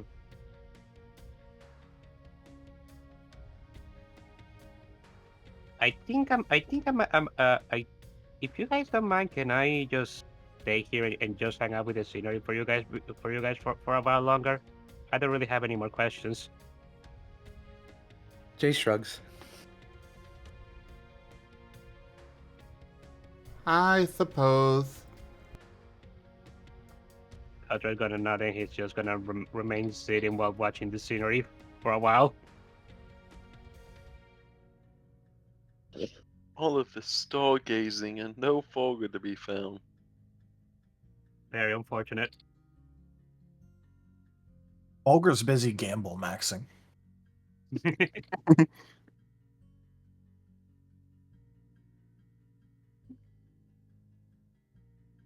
Well, actually, if he, You I do go back imagine to he your... kind of, yeah, I imagine he kind of snuck back into the room. You notice no Kotoras in the room. There are no Kotoras present. Dun dun. The Kotora count is currently at 0. We already searched, saw that they weren't there. Actually, he'll go back and see if they're there. In the gambling deck? Yeah, Or- because that's where he last saw them. You make your way back to the gambling den and kind of brushing past. Mostly it's a calm night, and you're pretty close to it as well. You look around, you don't see them in the cafe. The luck of the die still seems to be going, though there's less Digimon as the night progresses. But you don't see Kotora in the smallish crowd. You do still feel a sense of a little bit of elation and euphoria. You're not sure if it's just from the night itself, or if it's the peace of the night, or is it the drugs. You're not entirely sure, but you're feeling a little bit more calm and at peace than you usually are. Small secret, it's the drugs. Took the words right out of my mouth. It may or may not be the drugs, but It's the drugs. It's the drugs. It may or may not be the drugs, but it's the drugs. Very much so. Okay, it can and may not be the drugs as much as it wants, but it's the drugs. you do feel like a little bit of your... It is almost... You feel way calmer than what you usually... Even the people passing by you, you don't feel like you're as defensive around them. You even feel not chatty per se, but you feel almost like it's welcoming to be around others for once. It feels good, but you're confused because usually it doesn't. Yeah, so it's just weird. I imagine Riv is probably still in here, right? Yeah. Probably arguing numbers. Well, I don't know why he'd be arguing numbers. There's not really much to argue over That is fair. currently. How much does it look like Riv has earned so far? Well, they didn't take the gamble, so. Well, you they also didn't didn't take let the me. gamble. You didn't let me run up the numbers on you, so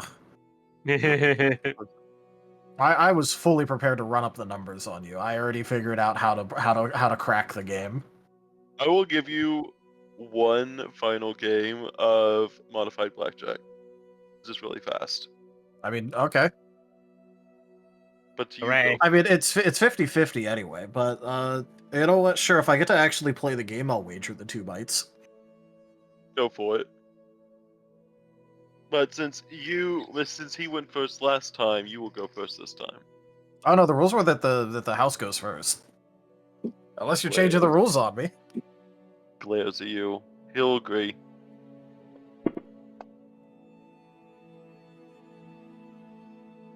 All right, so just to check, are we doing the 20 we're doing like it's 21. Pazak? Okay, so it's 21. We'll do exactly. 21. All right. So roll 1 dice or 2 dice to start. 1 dice. The suspense.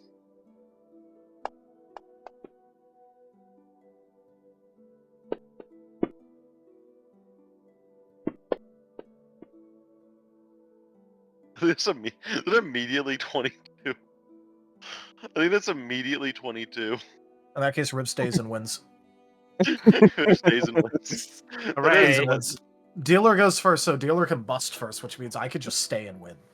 That is fair. You do see Fulgur as you look. Riv seems to be. Actually, how does Riv? Riv has been in here a while. You know, in this nice environment with the calm jazz, that smell in the air. You know, how is Riv feeling? He's feeling pretty good, especially considering he's been able to put some of the things he's read into practice for the first time ever. So he's probably feeling pretty happy about that because he spends, technically speaking, Rib spends the vast majority of his time traveling from place to place or exploring secluded areas and researching them. So when was he supposed to ever put any of this to use? True. I'll say you even explore some of the more complex games, and you also seem to be winning at that as well. I'll say the 2 bytes are from a few other collections of games you're winning from them. Yeah, I'm fine with that. That's right. Yeah.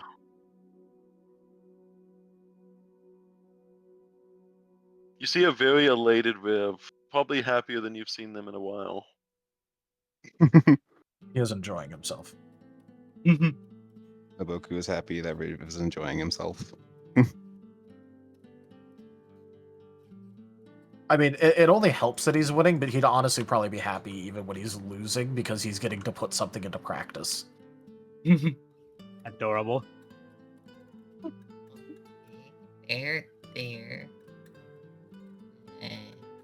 And then he goes back. Zooming. This is his first time in this area. Yep, you see the caged metal bars that seem to be holding more sensitive. You'd imagine sensitive, just assuming everything's in chests and luggage itself. But judging by the security, you'd imagine that it is much more valuable materials behind these metal bars.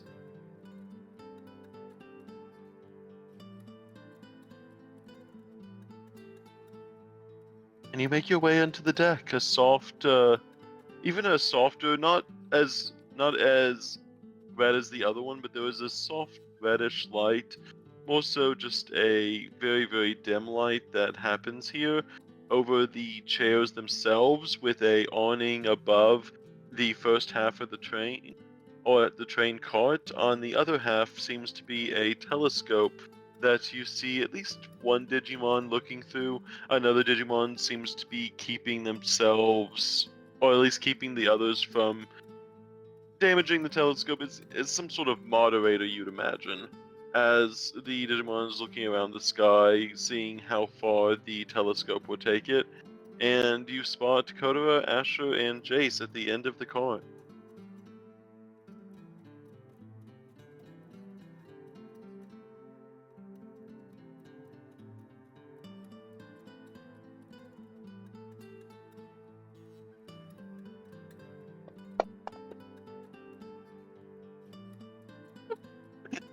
Nice.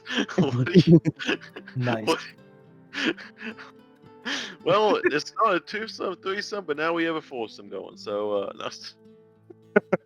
Nice. What was that roll for? There were a lot of people uneven with the thing.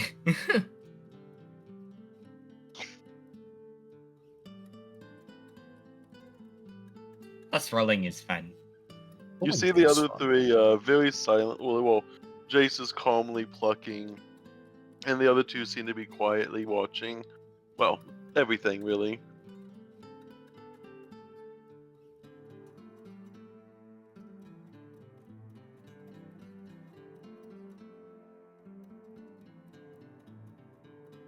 Stealth. Do-do, do-do, do-do, do-do, do-do, do-do, do-do, do-do-do-do-do. Porcupine. And he's just gonna sit down out here, watching them and listening to it as he's looking up. Welcome to the cool kids that sit at the back of the room and don't pay attention to anything going on around them.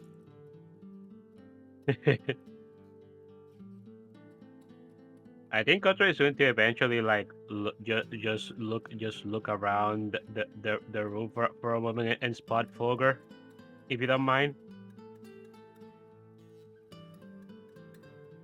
I would say, you sense a presence, a familiar presence around you. It's kind of like a sixth sense almost, as you. It's that feeling of being watched a little bit, and after a bit, it's just enough uneasy to kind of make you look around, as there was almost nobody here outside of the people at the chairs and the one at the telescope, so it's a pretty easy spot. You see the quills of your comrade. Yeah, he's just sort of sat down looking up. Kotora is gonna stand up and walk towards Fogger. Oh, jeez. Fogger, depending on what that rolls, that is a 10 on a 90-10.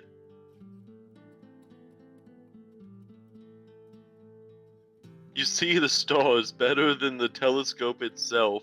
Your eyes and their natural zooming in capabilities. It's like a gecko. Now, I will say, with the clearish sky, especially being out in the middle of basically nowhere, you're able to spot all of the things you began to track while you were in the city. And while things are shifted by just a small amount as you are in a different location, everything else mostly remains the same of where you saw it originally. And as you're looking up, you're able to recognize and point out the familiar symbols, even the ones you named yourself, you find on there. It's almost comforting to know that even though you're a whole day's train travel away from home, the stars themselves still seem to guide the same as they were anywhere else you were. It's a sense of peace and calm in regards to everything being there together. And Kotora, you just see him looking up.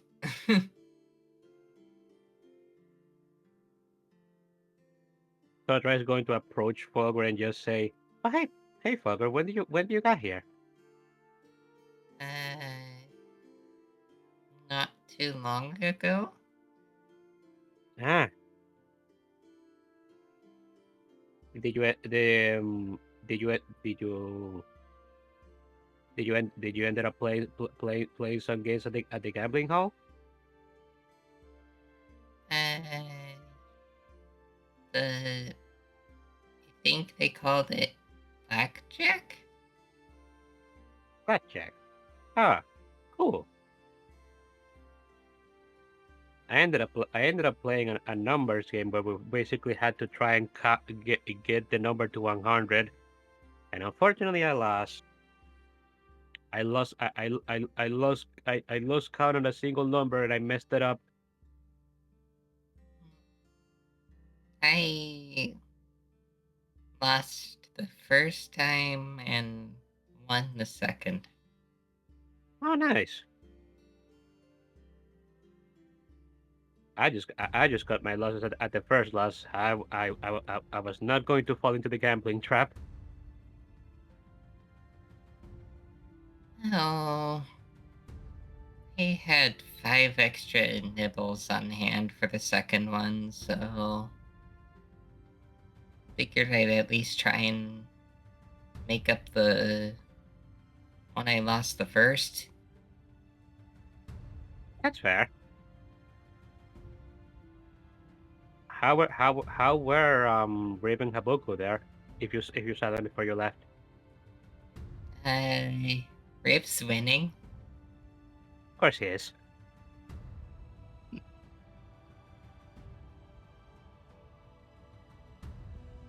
The stars are pretty. Patrick's gonna look at the stars and nod. Yeah, they are. It's nice when you can look up at the sky and just see all the stars shining up there. No aurora, though. True. We're on the wrong side of the country for that. Yeah, the aurora will be much more common in the place we come from.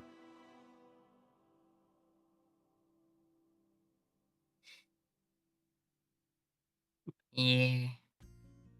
They are very pretty, though. I do remember just gazing into auroras with Rib at some point when we used to travel, when when we were searching for ruins or just any general location. Yeah. There's a lot of ruins out in the ice area. That there is. Settling down in that place was definitely the right choice for my brother.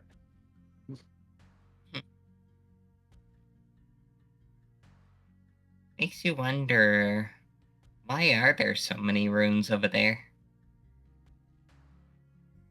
You know, I never asked that myself.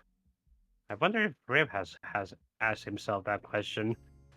I honestly wouldn't really know. Why do you think that is? Well, might be a lost city? Hmm. I mean, maybe. I mean, Lost city, maybe some sort of lost civilization from way back in the day. Depending on how yeah. depends on if the ruins are connected. I do believe some of them are.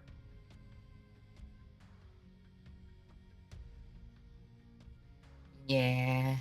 Apparently, there's a couple figures that appear at a lot of the same ruins.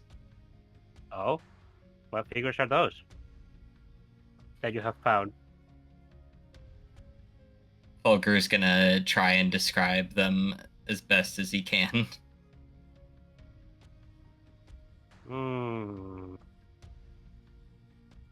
I feel like I've seen some of those myself when I have when I have it's belong some ruins with rib. He'll probably recognize them better, but that does sound familiar. Yeah.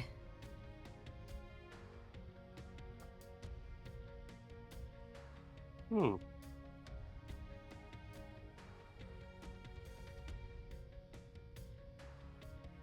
It would be very interesting if we could figure out what is up with all the boys in the ice region someday. I wonder if maybe we'll go visit that area at some point with in our job as that anomaly hunters. I hope so. I hope Dad is doing okay.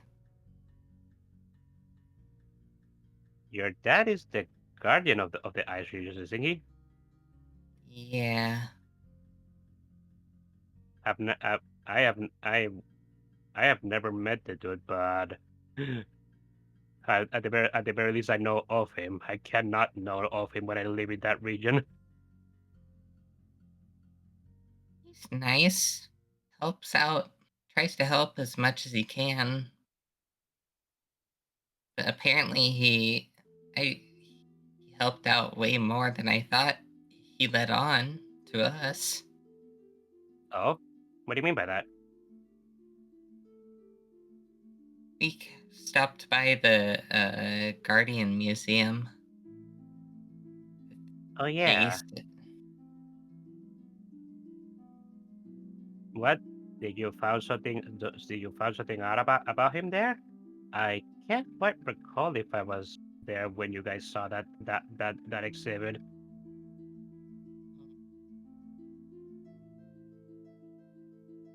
Well, apparently he helped like with a pretty major event when most of the time we heard he just helps out around the town.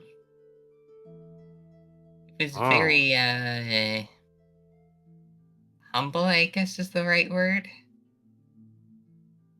maybe. He also maybe didn't. He also maybe he didn't want you guys to worry about him if he was doing dangerous things. Yeah.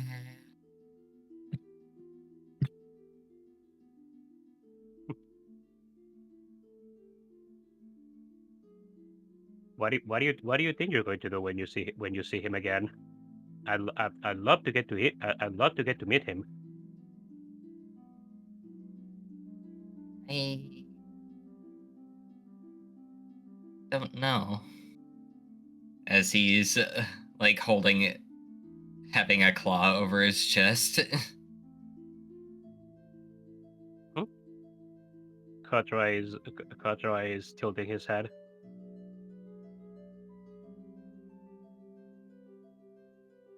I mean, the last time we saw him, he kind of figured out we were in one body now.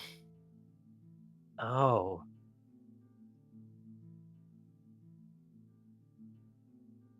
I see. Then recommended us to go to the DAH. I see. Hmm.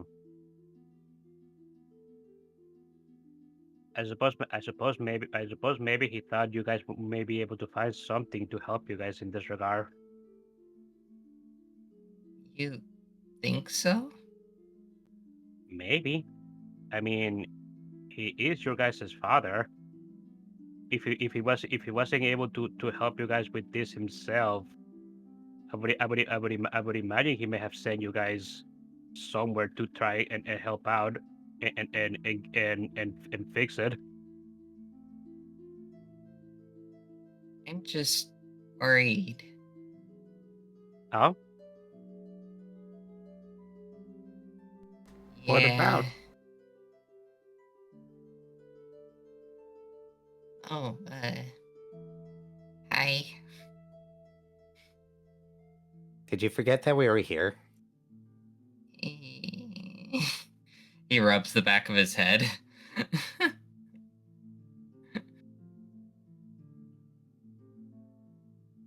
To be entirely fair, you guys were really quiet. But Now yes, we've been just relaxing.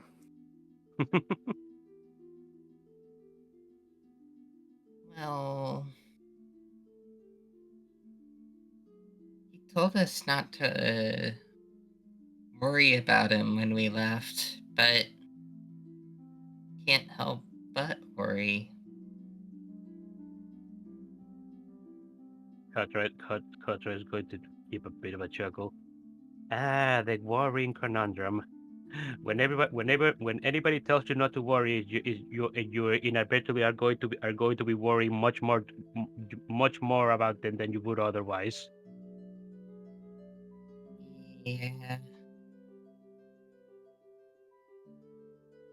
Plus, I don't really know how the glitch situation is over there now. Hmm. Last we knew about it was there was small ponds of glitch data in the ice. Our area wasn't particularly glitched out, but apparently people directly involved with the glitch were also just exploring the area around the town. If me and my brother's situation is anything to go by, so things may have gotten worse since we have left. And again, I don't remember really how close they were to the town. I know they were over by the Henka ruins. True.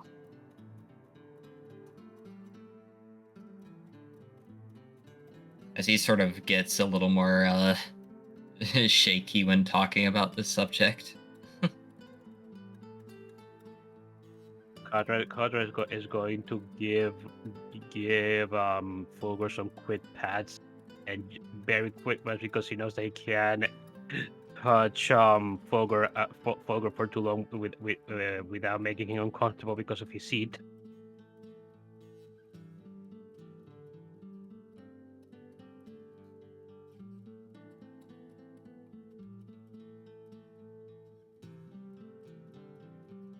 Hmm. I'm sure your father is working very hard to make sure things are okay over there. If the way you have been talking about him is true. Yeah. His barriers are some of the best. Barriers, huh? Yeah. Hmm. He has a barrier around the whole town. I see. And I suppose that will make the town that you come from very safe. Yeah. Hmm. Also protects against blizzards. Kotora nods. Kotora nods and blinks. Oh, really? Hmm. That sounds nice, doesn't it?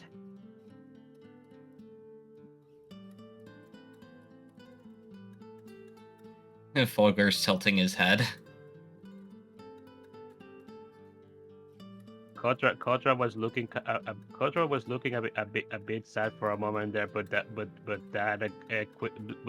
quickly got replaced. You okay? Oh, yeah, I am.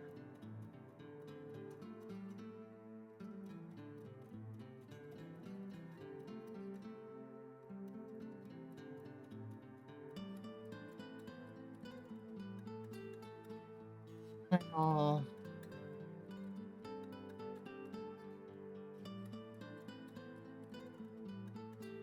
Let's see. Hmm? Kotora is tilting his head. And And Folker is gonna try finding the brightest star right now. Ooh. My star was inside you all along. Well, guess we're gonna have to do some surgery there. No. I'll say after some quick as you look up, it's not hard to spy. It is literally the brightest star. So yes, you would be able to look up at the star as you look up and kind of see that familiar star that you've seen so many times before. Having a good bright star is a good way to help find your way home. In this case, the brightest one. I think I've heard that saying before. If that's true,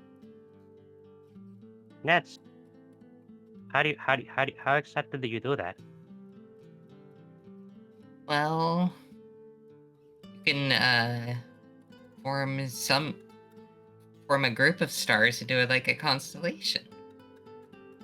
As he's gonna like pull out a sketchbook with some like starts to some like some rough sketches. So Fogre is basically drawing a constellation right now on his sketchbook. Yeah. Kotora is observing.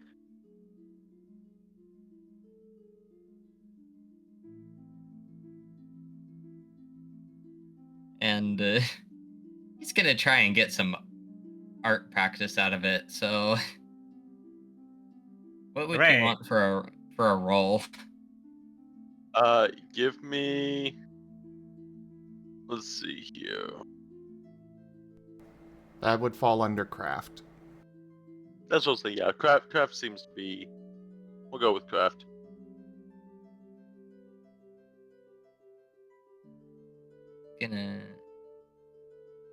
Any bonus for using like innovative or logic?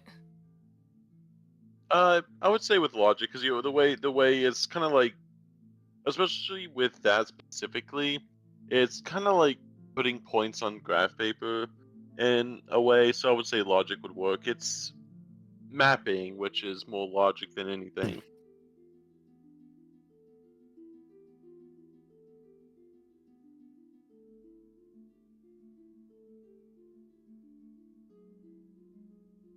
Since he's drawing it, it would probably be body as the attribute. Or mind, because it's not it's not really like a physical strain. It's more so you thinking about where the drawing should go. So either mind or body. Okay. An extra dice then. Hmm?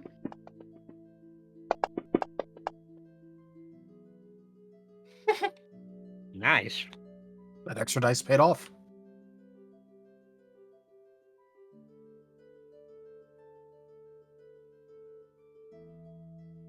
Oh, I forgot. Would the star specialty apply here? Yeah. I hope so. Okay. At first, I thought that was a 1. I kind of thought so. I was looking at OBS, and so it was really small, and it just looked like a 1, and I'm like, oh, of course, that's how it always goes. You draw out the most famous constellation, Constellation-Nopal. All right, good night, folks.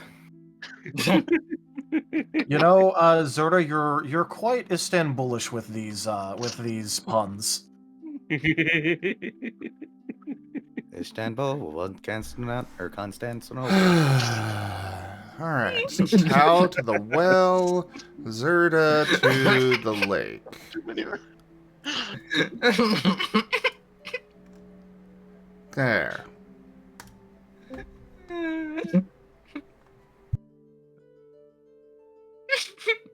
Your drawing was a success, Folger.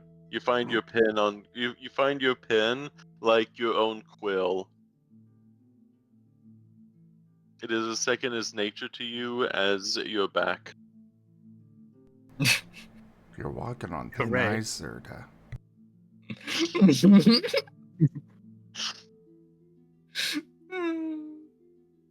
Though I will say, your quill is sharper than your pen.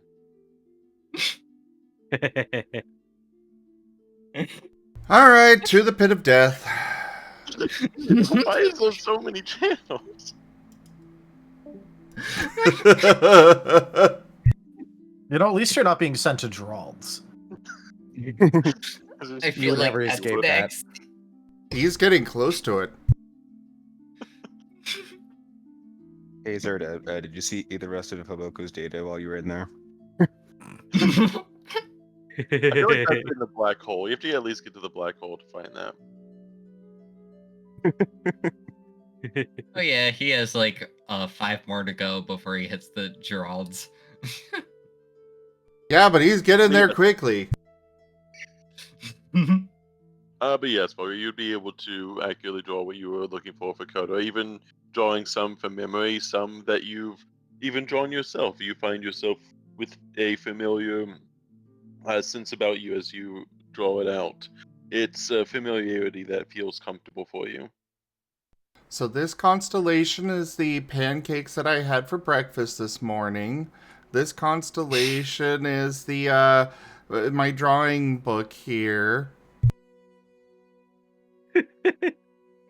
Considering he can name his own stars, he can literally just name a star pancake. I heard something about delicious pancakes. I feel like that would be more an Arcus thing. Fair. Anyway, he turns the picture around to show Kotora. Ooh, very pretty, Fogger. You have quite the drawing hand. Wait, really? As he's looking at it himself. Asher's tilting his head. He connected dots with lines? I mean, those are very straight lines, but... They're constellations, buddy. Well, yes, but they're still just lines connecting dots.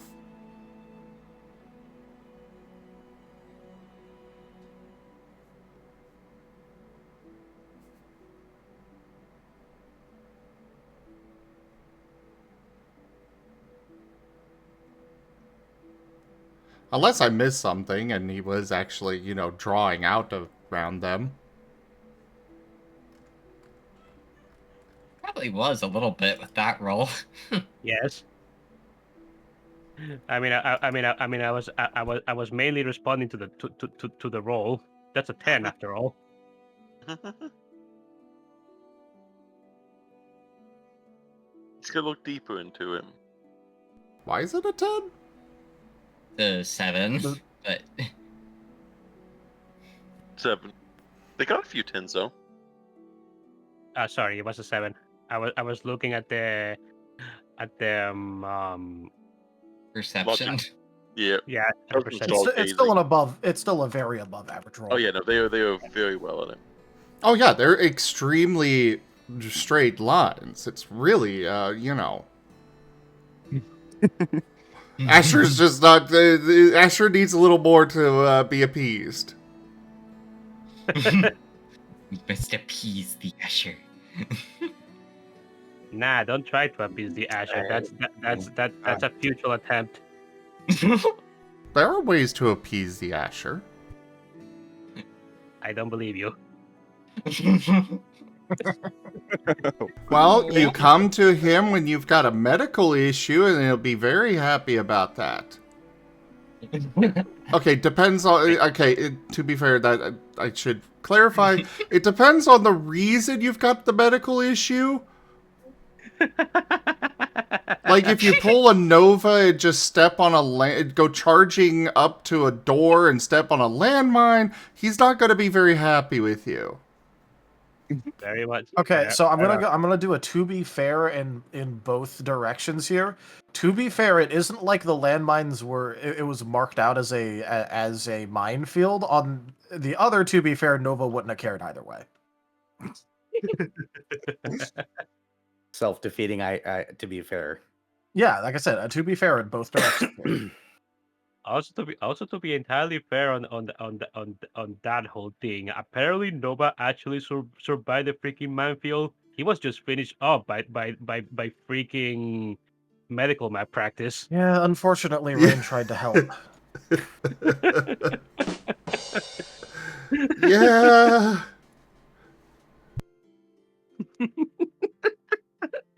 I still cannot believe that. I absolutely can. Well, it was a combination of Raiden trying to help and, you know, Osmond decided to be forceful with it.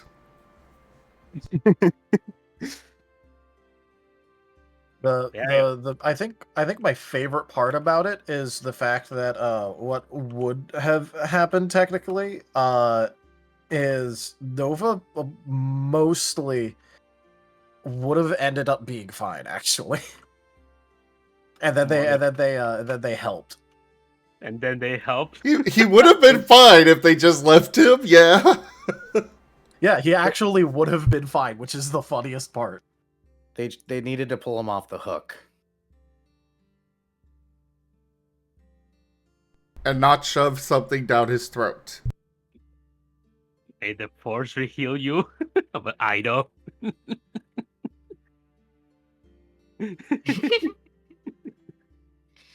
Okay, we got a little bit off track there. I feel like it's supposed to be an important moment for Folga, but I don't know.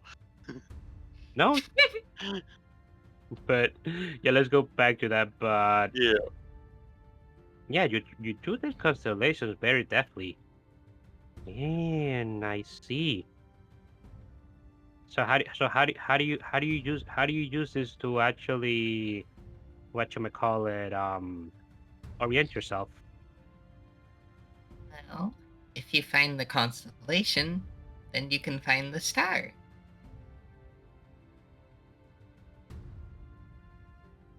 The star is usually a focal point. Ah, I think I get it. Yeah, that makes sense. Like, right here. As he points to the star, where it's like,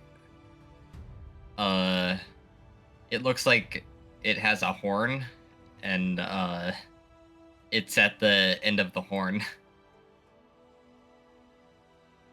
Hey, that one is a horn like mine's.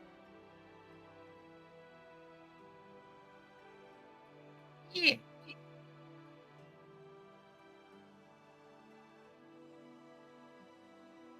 I see. You know,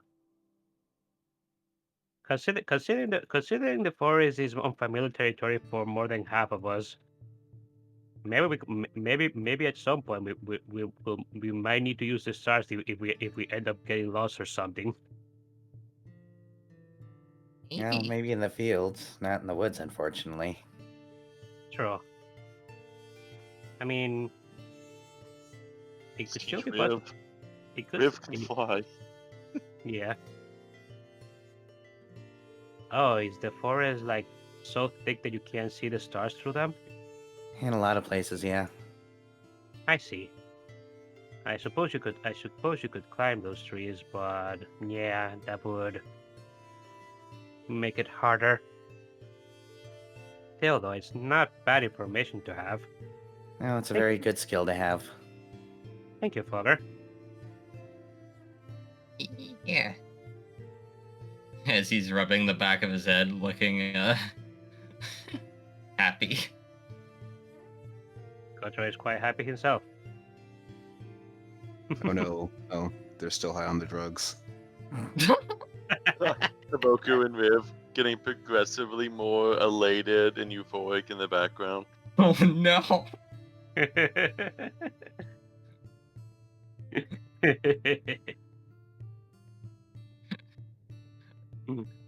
A warning was just missed on the door.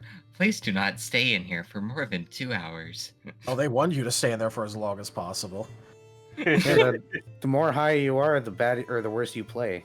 Yeah, that's also why they explicitly want people drinking in there too. Oh yeah. And that's also why Red wanted to make that check to wonder if it's freaking Yeah, is this illegal. legal? Is this legal? Is this As long as legal? there's a warning sign, it's not illegal.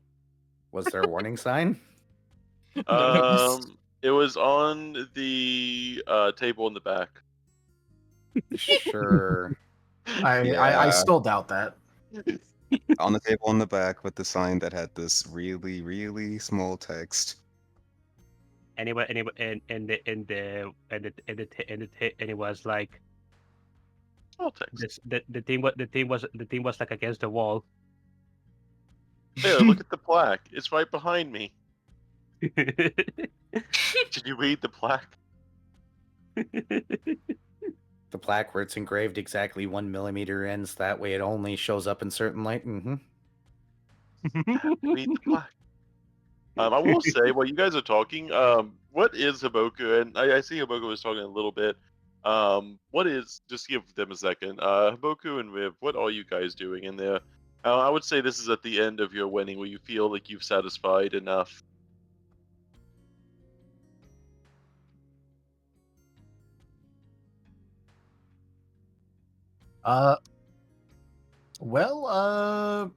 Riv would probably obviously like both naturally and unnaturally be in a good mood right now. So he'd probably be like, you know, grinning over at Haboku and just going, "Hey Haboku, a lot of the things that this isn't the stuff that we read, but this is stuff that I actually read elsewhere a while ago. Is actually working out pretty well. I think I'm up 2.5 bites." Yeah, that's good. I lost some bites. It's but I didn't really know what I was doing. Oh, how much did you lose? Only up. Just so happens 2.5 bites. 5 nibbles, if you can remember that. Yeah, I'm gonna have him say that in character though, because it makes sense for him to I get information mixed up. Yeah, I actually only lost 5 nibbles. It's fine. Oh well, I won more than enough here, and it'll hand over 5 nibbles. Yeah, you sure? Oh yeah, I honestly didn't care if I won or lost. I just wanted to try out the things I read in the book. Okay. And Haboku will accept the 5 nibbles.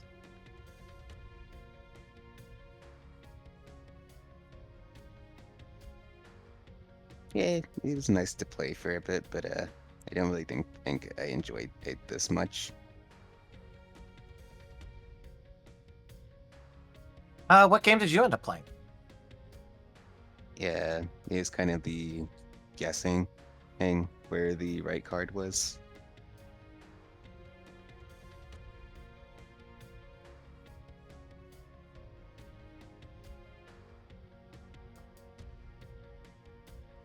Well, don't expect a probability to already be in his vocabulary.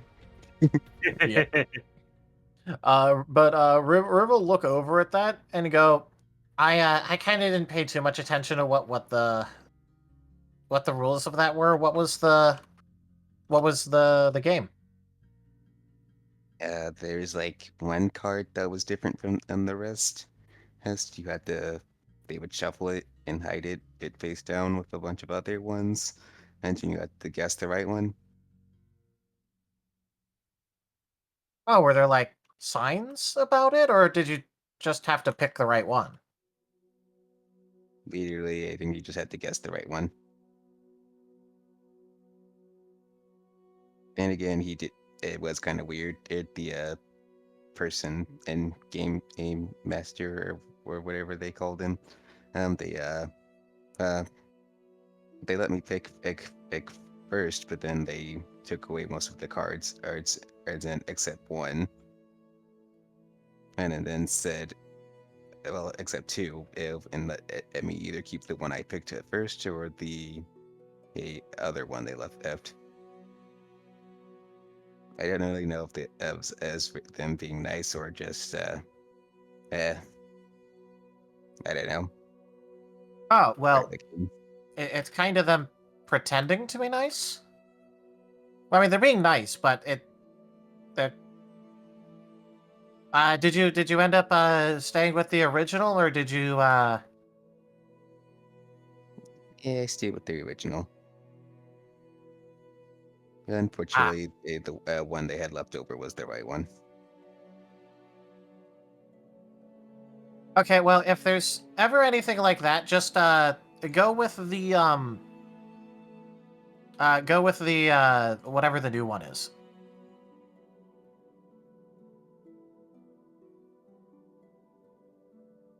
If it's ever phrased like that. I guess that's good to know. If I ever do, I'll try that again. Yeah, do you want to know why, or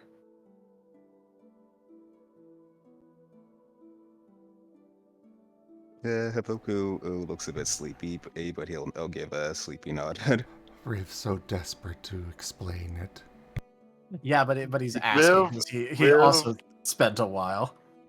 And then the narrator says that Riv explains the entire deal over the course of 20 minutes with visuals and drawings. Only 20? I mean, he'd keep it briefer for Haboku's sake. Only 20. He kept it briefer for Haboku's sake. A little bit briefer. I mean, out of game, I could ramble about the mathematics behind this for a good long while, but I don't think we need that. I know. No, thank you. Roll me in academics, and then roll me in academics, and it'll be a Haboku. Roll me a opposing academics check. Opposing? Okay.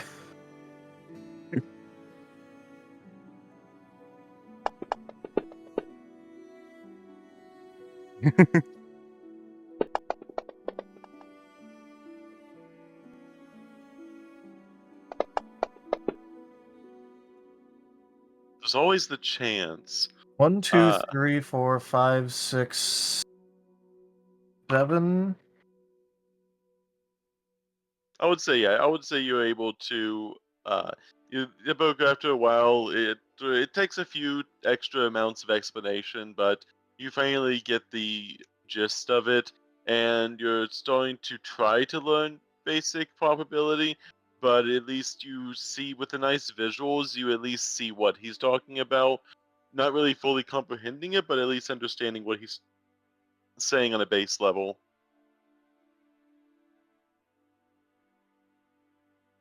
Rudimentarily. Yeah, Haboku will more or less be nodding along, occasionally looking like he's nodding off, but trying to stay awake out of politeness.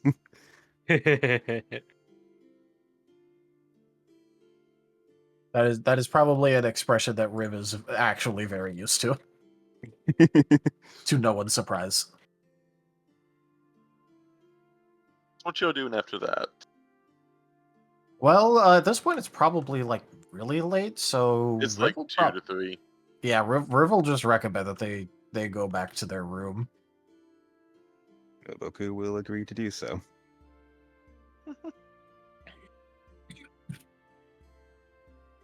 Because You find your he doesn't know that everyone else is gathered up on the back.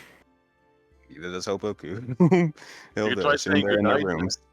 You try saying goodnight to Haboku, but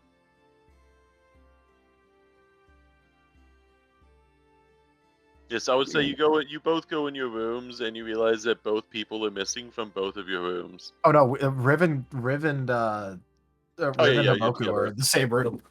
You won't even know. They don't even know. They literally don't even know, which is why I brought it up. They won't ever know. They won't even know. They're gonna know. It's okay. But, We're probably not going to be out much longer ourselves. Yeah, Yeah. Rib is gonna go inside and then probably fall asleep in his bed, carefully nudging the books to aside. Oh, okay. I was wondering where you were going with that. A second. Well, because remember he left the books on the bed. Oh. Goes into bed and slowly nudges the book. Good night, books. I mean, Why did that sound like a that bad would. bedtime story? I mean, it's probably at least it's more likely than other things for Riv. Good night, Bugs. Good night, book. I'm gonna have a nice time putting you inside me. The knowledge is so expansive. No, it's not. Oh no, we're studying minimalist theory. Oh no. Anyways, I would say yes. I would say the night's going on as you guys are all talking outside. It is definitely getting to that later hour where people are beginning to feel that tiredness about themselves. You feel that it's a safe night. It's a nice night. You're able to kind of share and have that moment of peace between you all outside. Is there any lasting things with everyone? Hmm. When Kotora does finally try and go back to his back to his room, he would go and knock on the Haboku and Reeves' room real quick. Safety check. Of course. Kotora, open up! Safety Say, are check. we doing the safety dance here? Well, they did say you did tell them to make sure that no one wanders off, so they are doing a safety check. There's not many places to go, but there's always a place to go.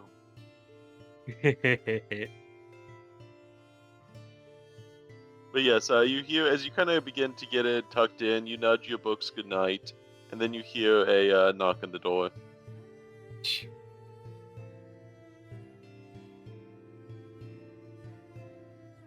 Knock, knock, knock. Tap, tap, tap. Do you respond to the door, Viv? After a small amount of grumbling, because he probably just got comfy.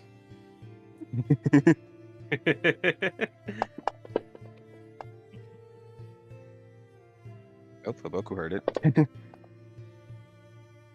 Roku very much heard it. You see Viv groan a little bit as they adjust themselves in the bed.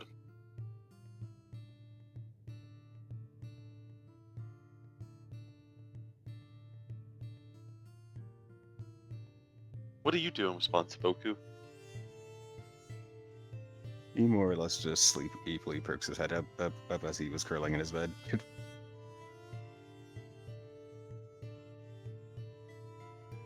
Do you say anything at the door, Kotora? I mean, Riv will be Yeah. I'm just wondering if Kotora, because they don't know that you don't know that Kotora is the one knocking unless Kotora is saying something. Yeah, Cora would after a few hours, Cora would probably say, Haboku, Rib, are you in there? Yeah.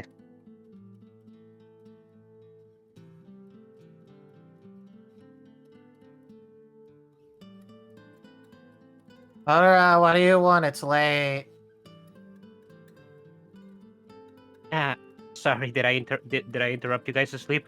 Just wanted to make sure that you guys were actually in there sleeping.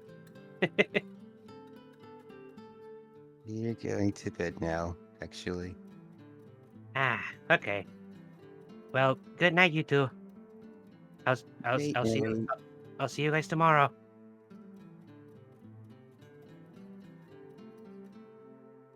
And with that, Kotra is gonna go back to his room. Haboku will wave at Kotora before flopping back onto the bed. Saying that in the I'm guessing, Asher and Jace, do you sleep under the stars outside, or are you heading back to the room? We'll head back to the room, I Oh. think. Yeah, Asher will eventually go back. But he does do one evil thing. He leaves the plate there. Evil Wow. or inconsiderate?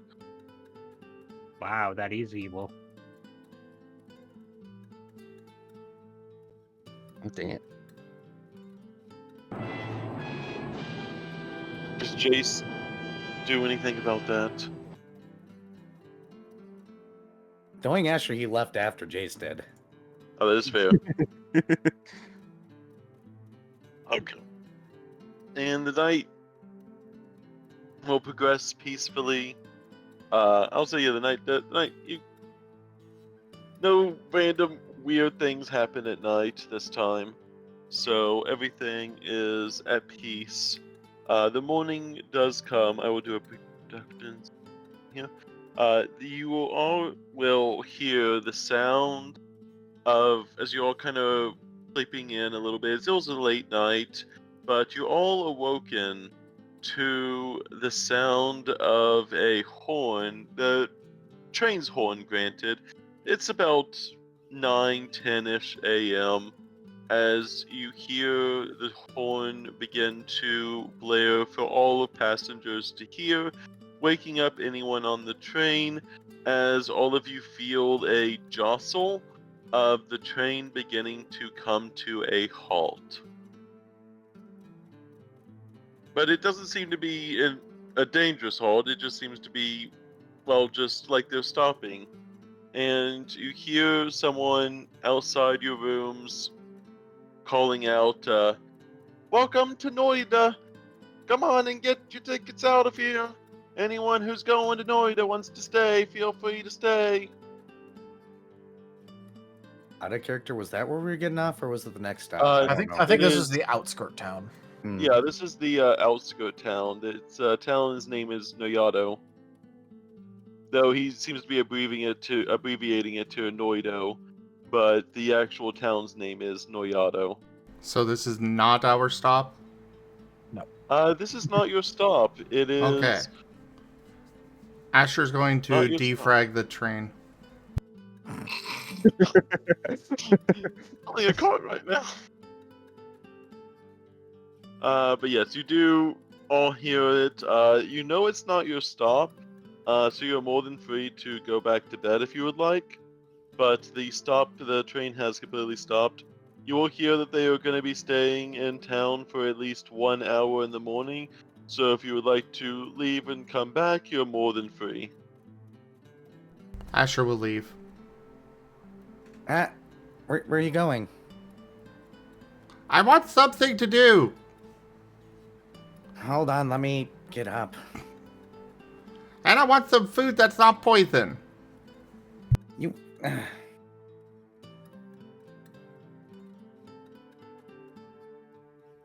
Let me come with.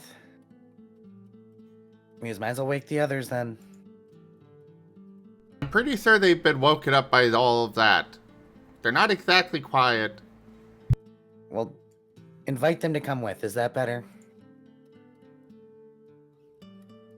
Do we have to? Technically, no. But it's the nice thing to do.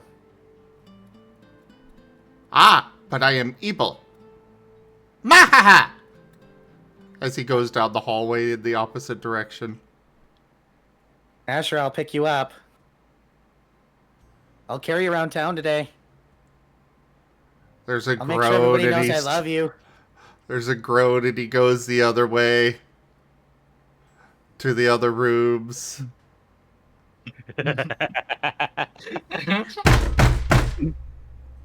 We're going into town! We're going into town! No, what? Kotora's rubbing his eyes, huh? We're going into town if you want to join us. Yeah. Oh, hey, Asher. Yes? I have something to give to you.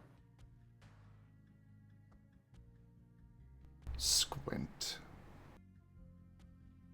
And after like a little bit of like rustling through his bag, he'll go ahead and pull out the gift that he was to pass along to Asher. Go to the door, open it, and then go. Yeah, so some of the people that we helped in Shashen, the people that were in that band, they wrote a song for you. Oh Oh, yeah. About no. you. But for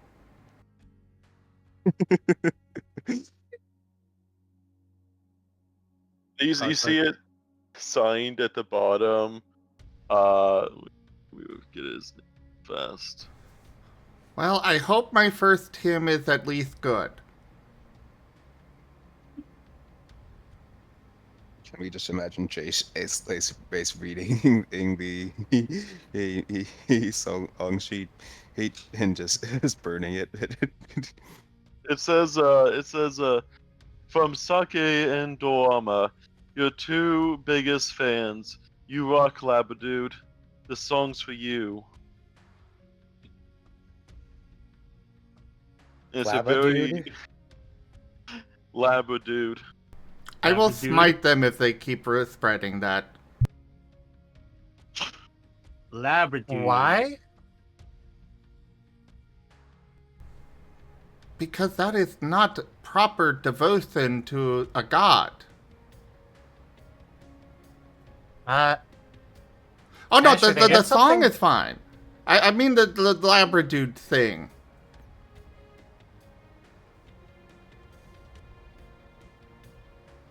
Let's see. I don't know if you're going to get them to stop calling you a nickname. I told you there was a 50-50 that she'd be upset.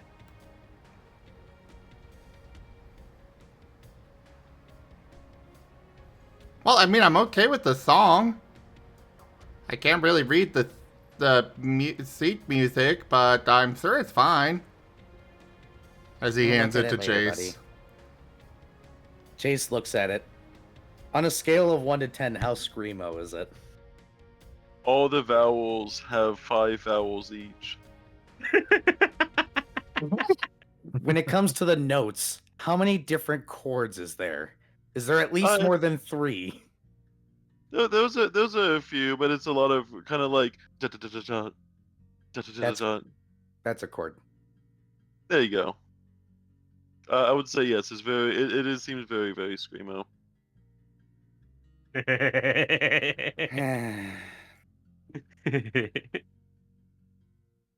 They wrote the E string the entire song. All right.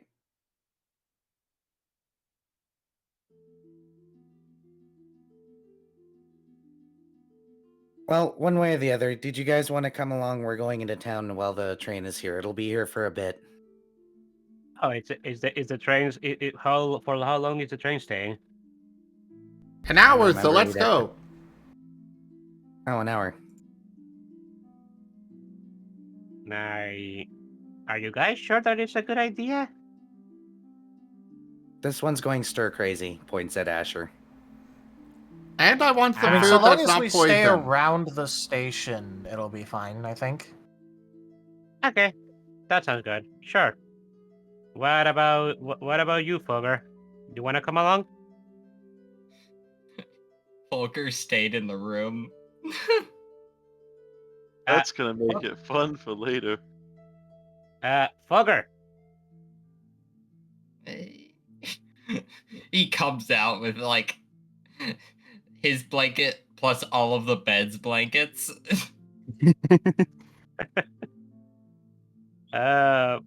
Fogger. You can't take the sheep from the actual train with you. I'm imagining the mattress is stuck to his quills. Actually, He has become a mobile bed. I'm sure may have startled him, so the quills may have. Yeah, I was thinking about that.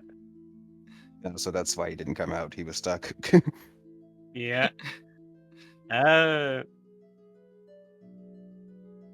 Volker, did you need help there? Yeah, do you want some help?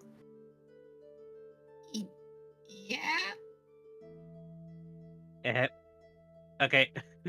Kotora is going to work on trying to pry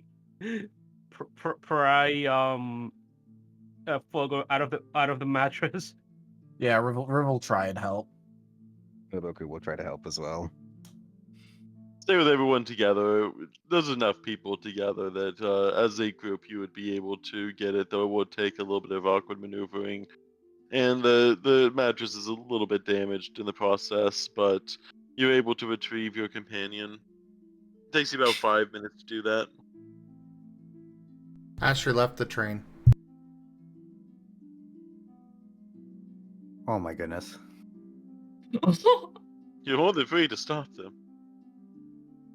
I can try all I want. There comes a certain point where Asher's no longer stoppable, and Jace just kind of follows, and he goes, "You're not going to wait for them?" I will. Out here. Oh, okay. For another Yeah. 2 minutes. Picks up Asher. Hey, no! You said that if I got them, that this wouldn't happen. Put me down! Do I get to... I don't get to hug my son just a little bit? I know you're just doing this to try and embarrass me. But I I'm can't onto just have your a little- tricks, old man. Not even a little hug for your old man? He gives you the quickest hug and then starts scrambling. Sets you down. Okay, Okay. Asher. Fulgur's unstuck. We can. Oh, he's gone. I swear that Labradude has no patience. Are you really going to start calling him Labradude? It's funny. Okay, well, This will even if lead it to is, you PvP. really shouldn't call him something that he clearly doesn't like. You're right. I don't wanna antagonize him. Yes. That course Still. of action would have led to PvP. PvP has been enabled. Labradude has initiated PvP. Well, But, Fulgur, do you? But yeah, now that Fulgur is unstuck, is Kodra is finally gonna ask, Fulgur, do you want to come with us to the town?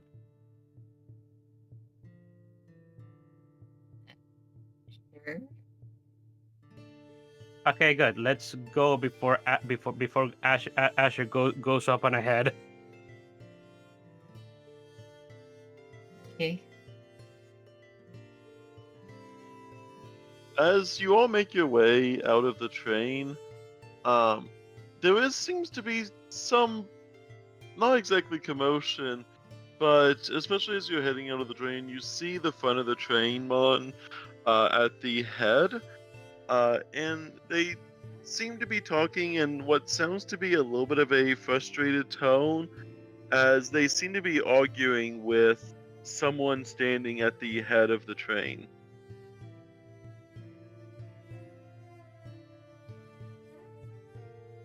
What do you mean I can't cross this way? I have passengers aboard and I must get across to the forest. And then we're going to the beach, says the hulking train.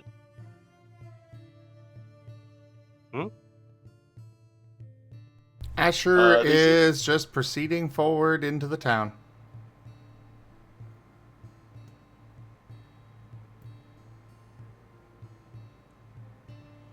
Going on over there?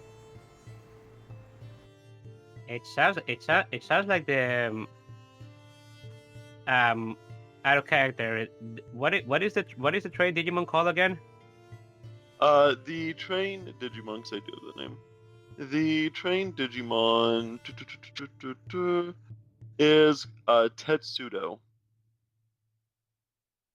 Yeah, it's called a Trailmon. Trailmon, sorry, Trailmon, not Trainmon. Trailmon. Yeah, I was asking for his species, but because there's actually like a few trail like Digimon. Yeah, this is the Chocobo looking Trailmon. Yeah. It looks like the Trailmon is conversing with somebody. Seems to be in a bit of distress. Should we? Do you guys think we should check that out? I mean, probably. If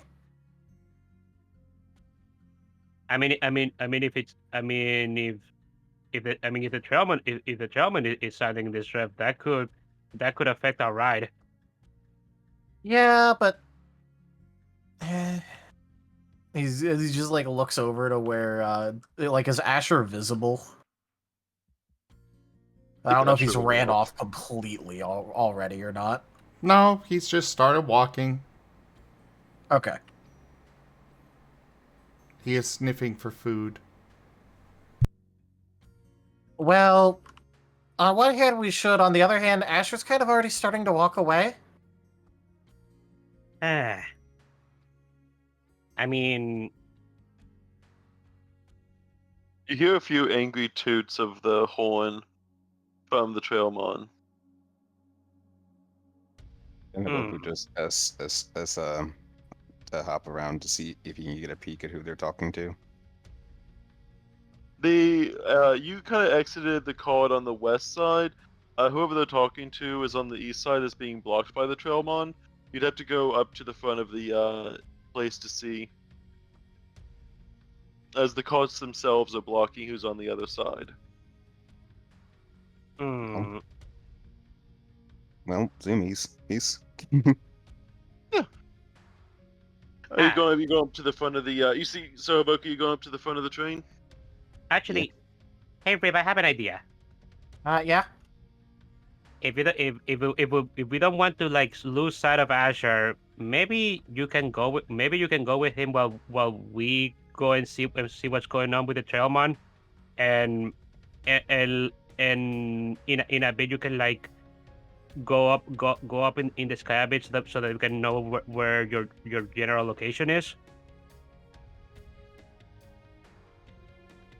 Riv will nod, and then like as he goes running off to like try and catch up, is just gonna go.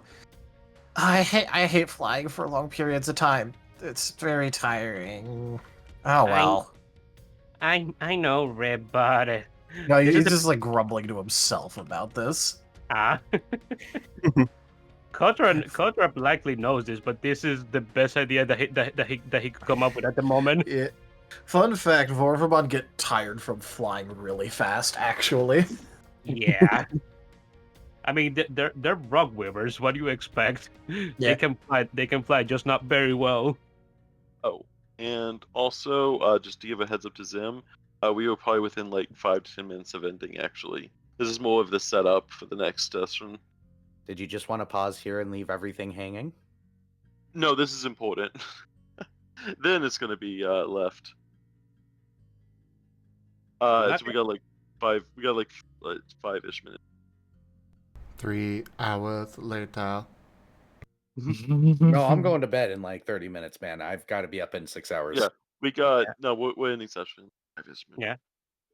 Yeah. Okay, so you want us to see what's going on with the Trailmon real quick? Okay. So I'm guessing is Kotora, Haboku, and Fogor doing this, unless Fogor decided to go with Riv. Chase is present too. Well, you guys are splitting. I mean, I would imagine Jace would have followed Asher's. That's fine. But yeah, I guess if Jace stayed behind, that it would have been he could also be there. No, if Asher wandered off without waiting, Jace was just gonna let him. Oh, okay. Asher's an adult. Fair enough. Though Jace also doesn't want to intervene in whatever the heck's going on at the train because that's kind of none of our business. That is Asher's point of view here. I mean, it kind of is our business if whatever is going on the train is going to delay our ride because it's going to delay our job. Yeah, That- but it's that- also we just got off the train. But you guys are free to check. I will wait for you guys to check before catching up with Asher. Yeah, I Yeah. know he's going for food, so he's going for something he likes. Yeah, This works very well in my favor. yeah, and what you would call it, that is what Kotora is thinking himself. Because But yeah. we out of character, we got an hour layover. If we come back and there's a problem, still, maybe then when intervene. I will say, this is really, really, really interesting. And you'll see why very shortly.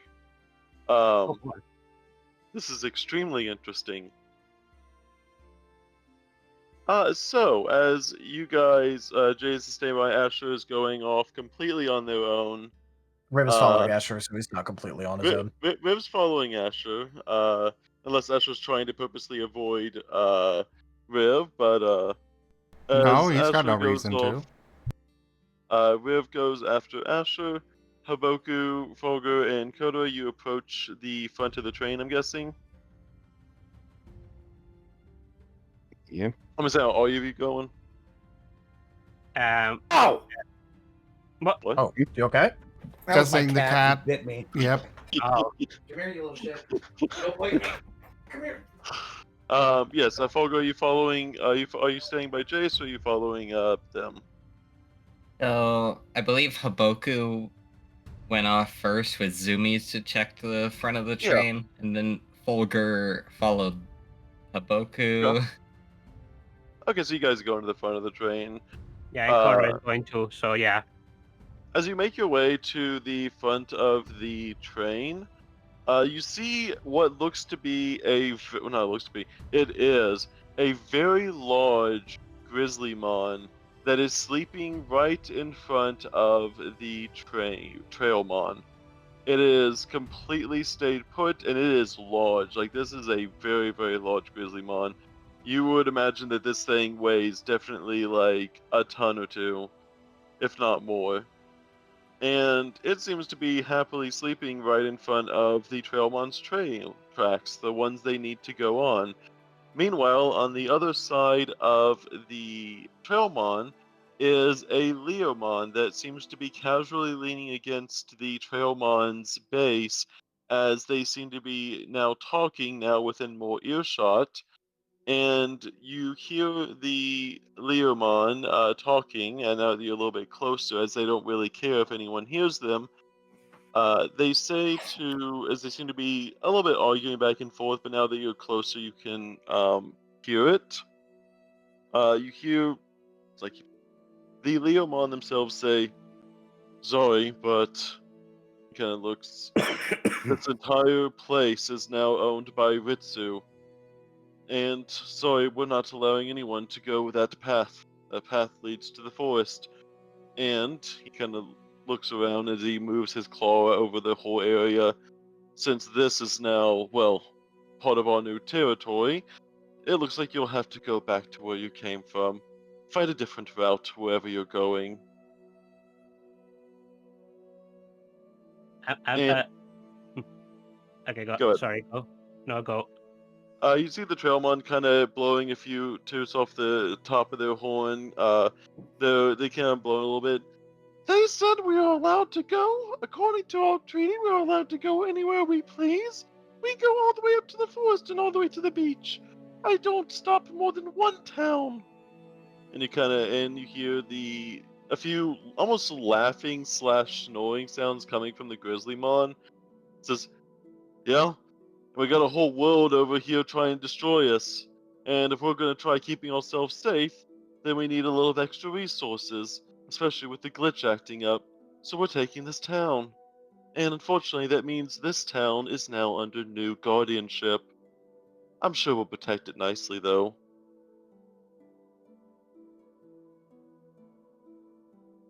Are we gonna leave it there? Yes, I'll say that is where we'll leave it. They seem to be arguing, and they seem to claim the town is now under the leadership of the Forest Guardian. Oh boy. What could possibly go wrong? Capitalists, of course. And it's Oh. not like any of you in particular have any affinities or looks that might portray something to people who are associated with the Forest Guardian. Right in broad daylight.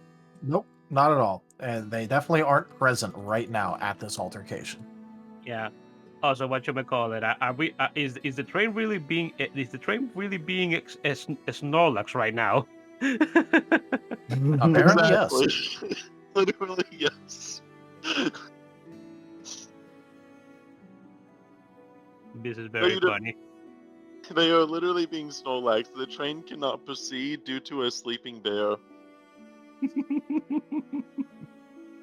I mean, nobody, no crime, right? That can be arranged.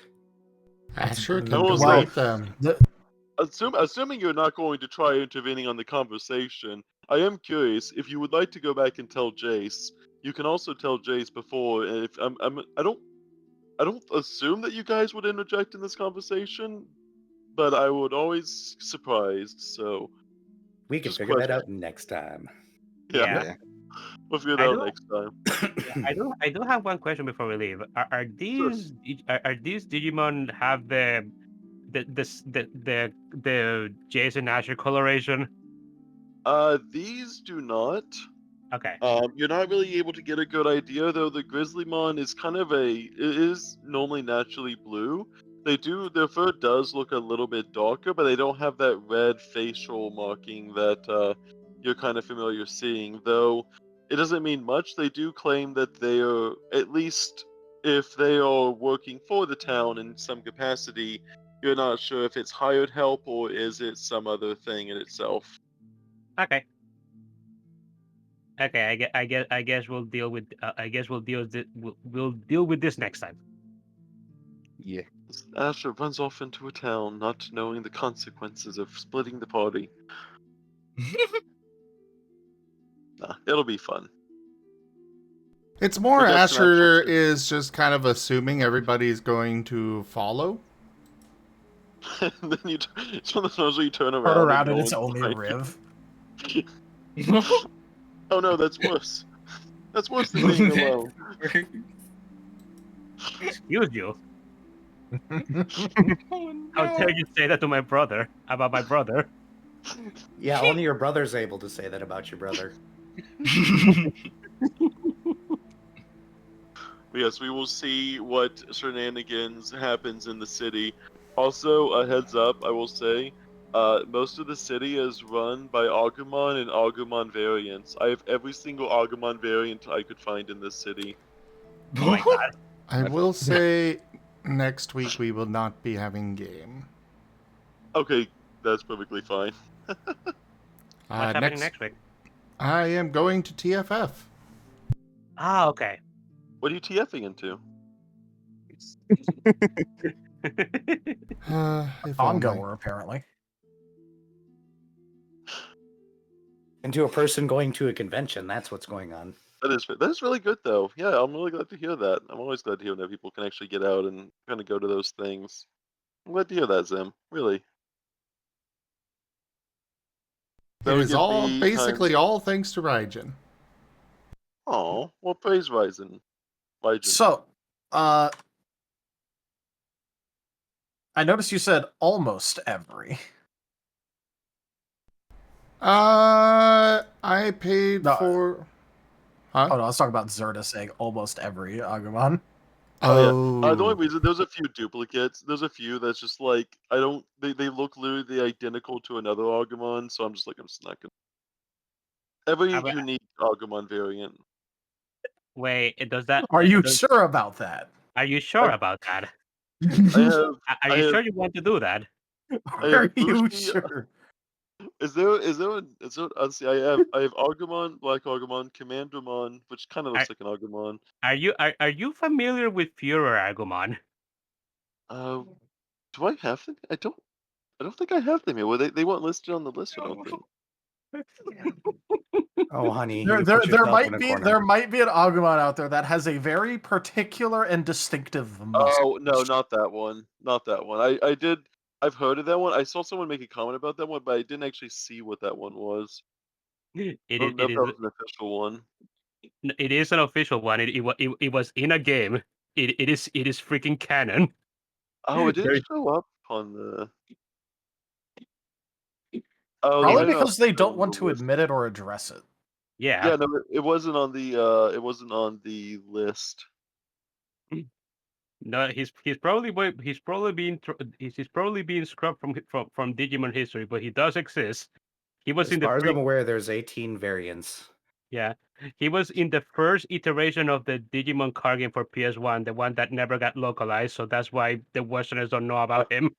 I have the Bushi Agumon, the Hakase Agumon, Santa, Toy, Yuki, regular Commandramon, and Black Agumon. Which I Hooray! don't think Commandramon's an Agumon, but it looks very similar. So I kept Noted. it in there. He's an Agumon in spirit. I mean, it looks like an Agumon with a gun. Like, look at that. It looks straight up like an Agumon with a gun. Fair It enough. is an Agumon with a gun. Is it? Yes. It's just not called an Agumon. Actually, yeah, you're right. Commandramon is just Agumon with a gun and freaking camo gear. Uh-huh. That's why he doesn't have the Agumon name, because it's in camo. I was looking at playing Commandramon for Agents of Reflection. Ah, fair. That's not that would not have been a bad choice, honestly. But yeah, obviously, session's officially over, though I am excited to see and I will be able to build the town out even more, because I do actually have a nice built town. But you do have the Grizzly and the Leomon. Yeah, it's a good thing And that Mafia? Asher was not bothered with that. Mafia, question mark? Well, I mean, it can't be too much. We only got to tier 3. Exactly, you only got the Lions and Bears portion. You didn't get to the Mafia goal. Oh, okay. Well, anyways, thank you everybody for joining us so far on the stream today. That was Data Anomaly Hunter Scar. Check out our website, zgfgaming.com. We've got links for our Discord, Telegram, Mastodon, Blue Sky, Patreon, and more. They are on the website as well as down in the description below through our link tree. Thank you to my patrons, tippers, and subscribers. It is your support that keeps this channel alive and going. I cannot do this without your guys' help and your support, so thank you. Consider becoming a patron over at patreon.com/zgfgaming. It's one of the best ways to support the channel, though you can also do so by sharing the stream around, picking up packs of cards to stream loots, using our Humble Bundle partner link, or subscribing to us on Streamloots as well as YouTube. But for now, thank you so much for joining, everyone, and I bid you the most fondest adieu. Bye-bye. Oh, Bye. stay fluffy.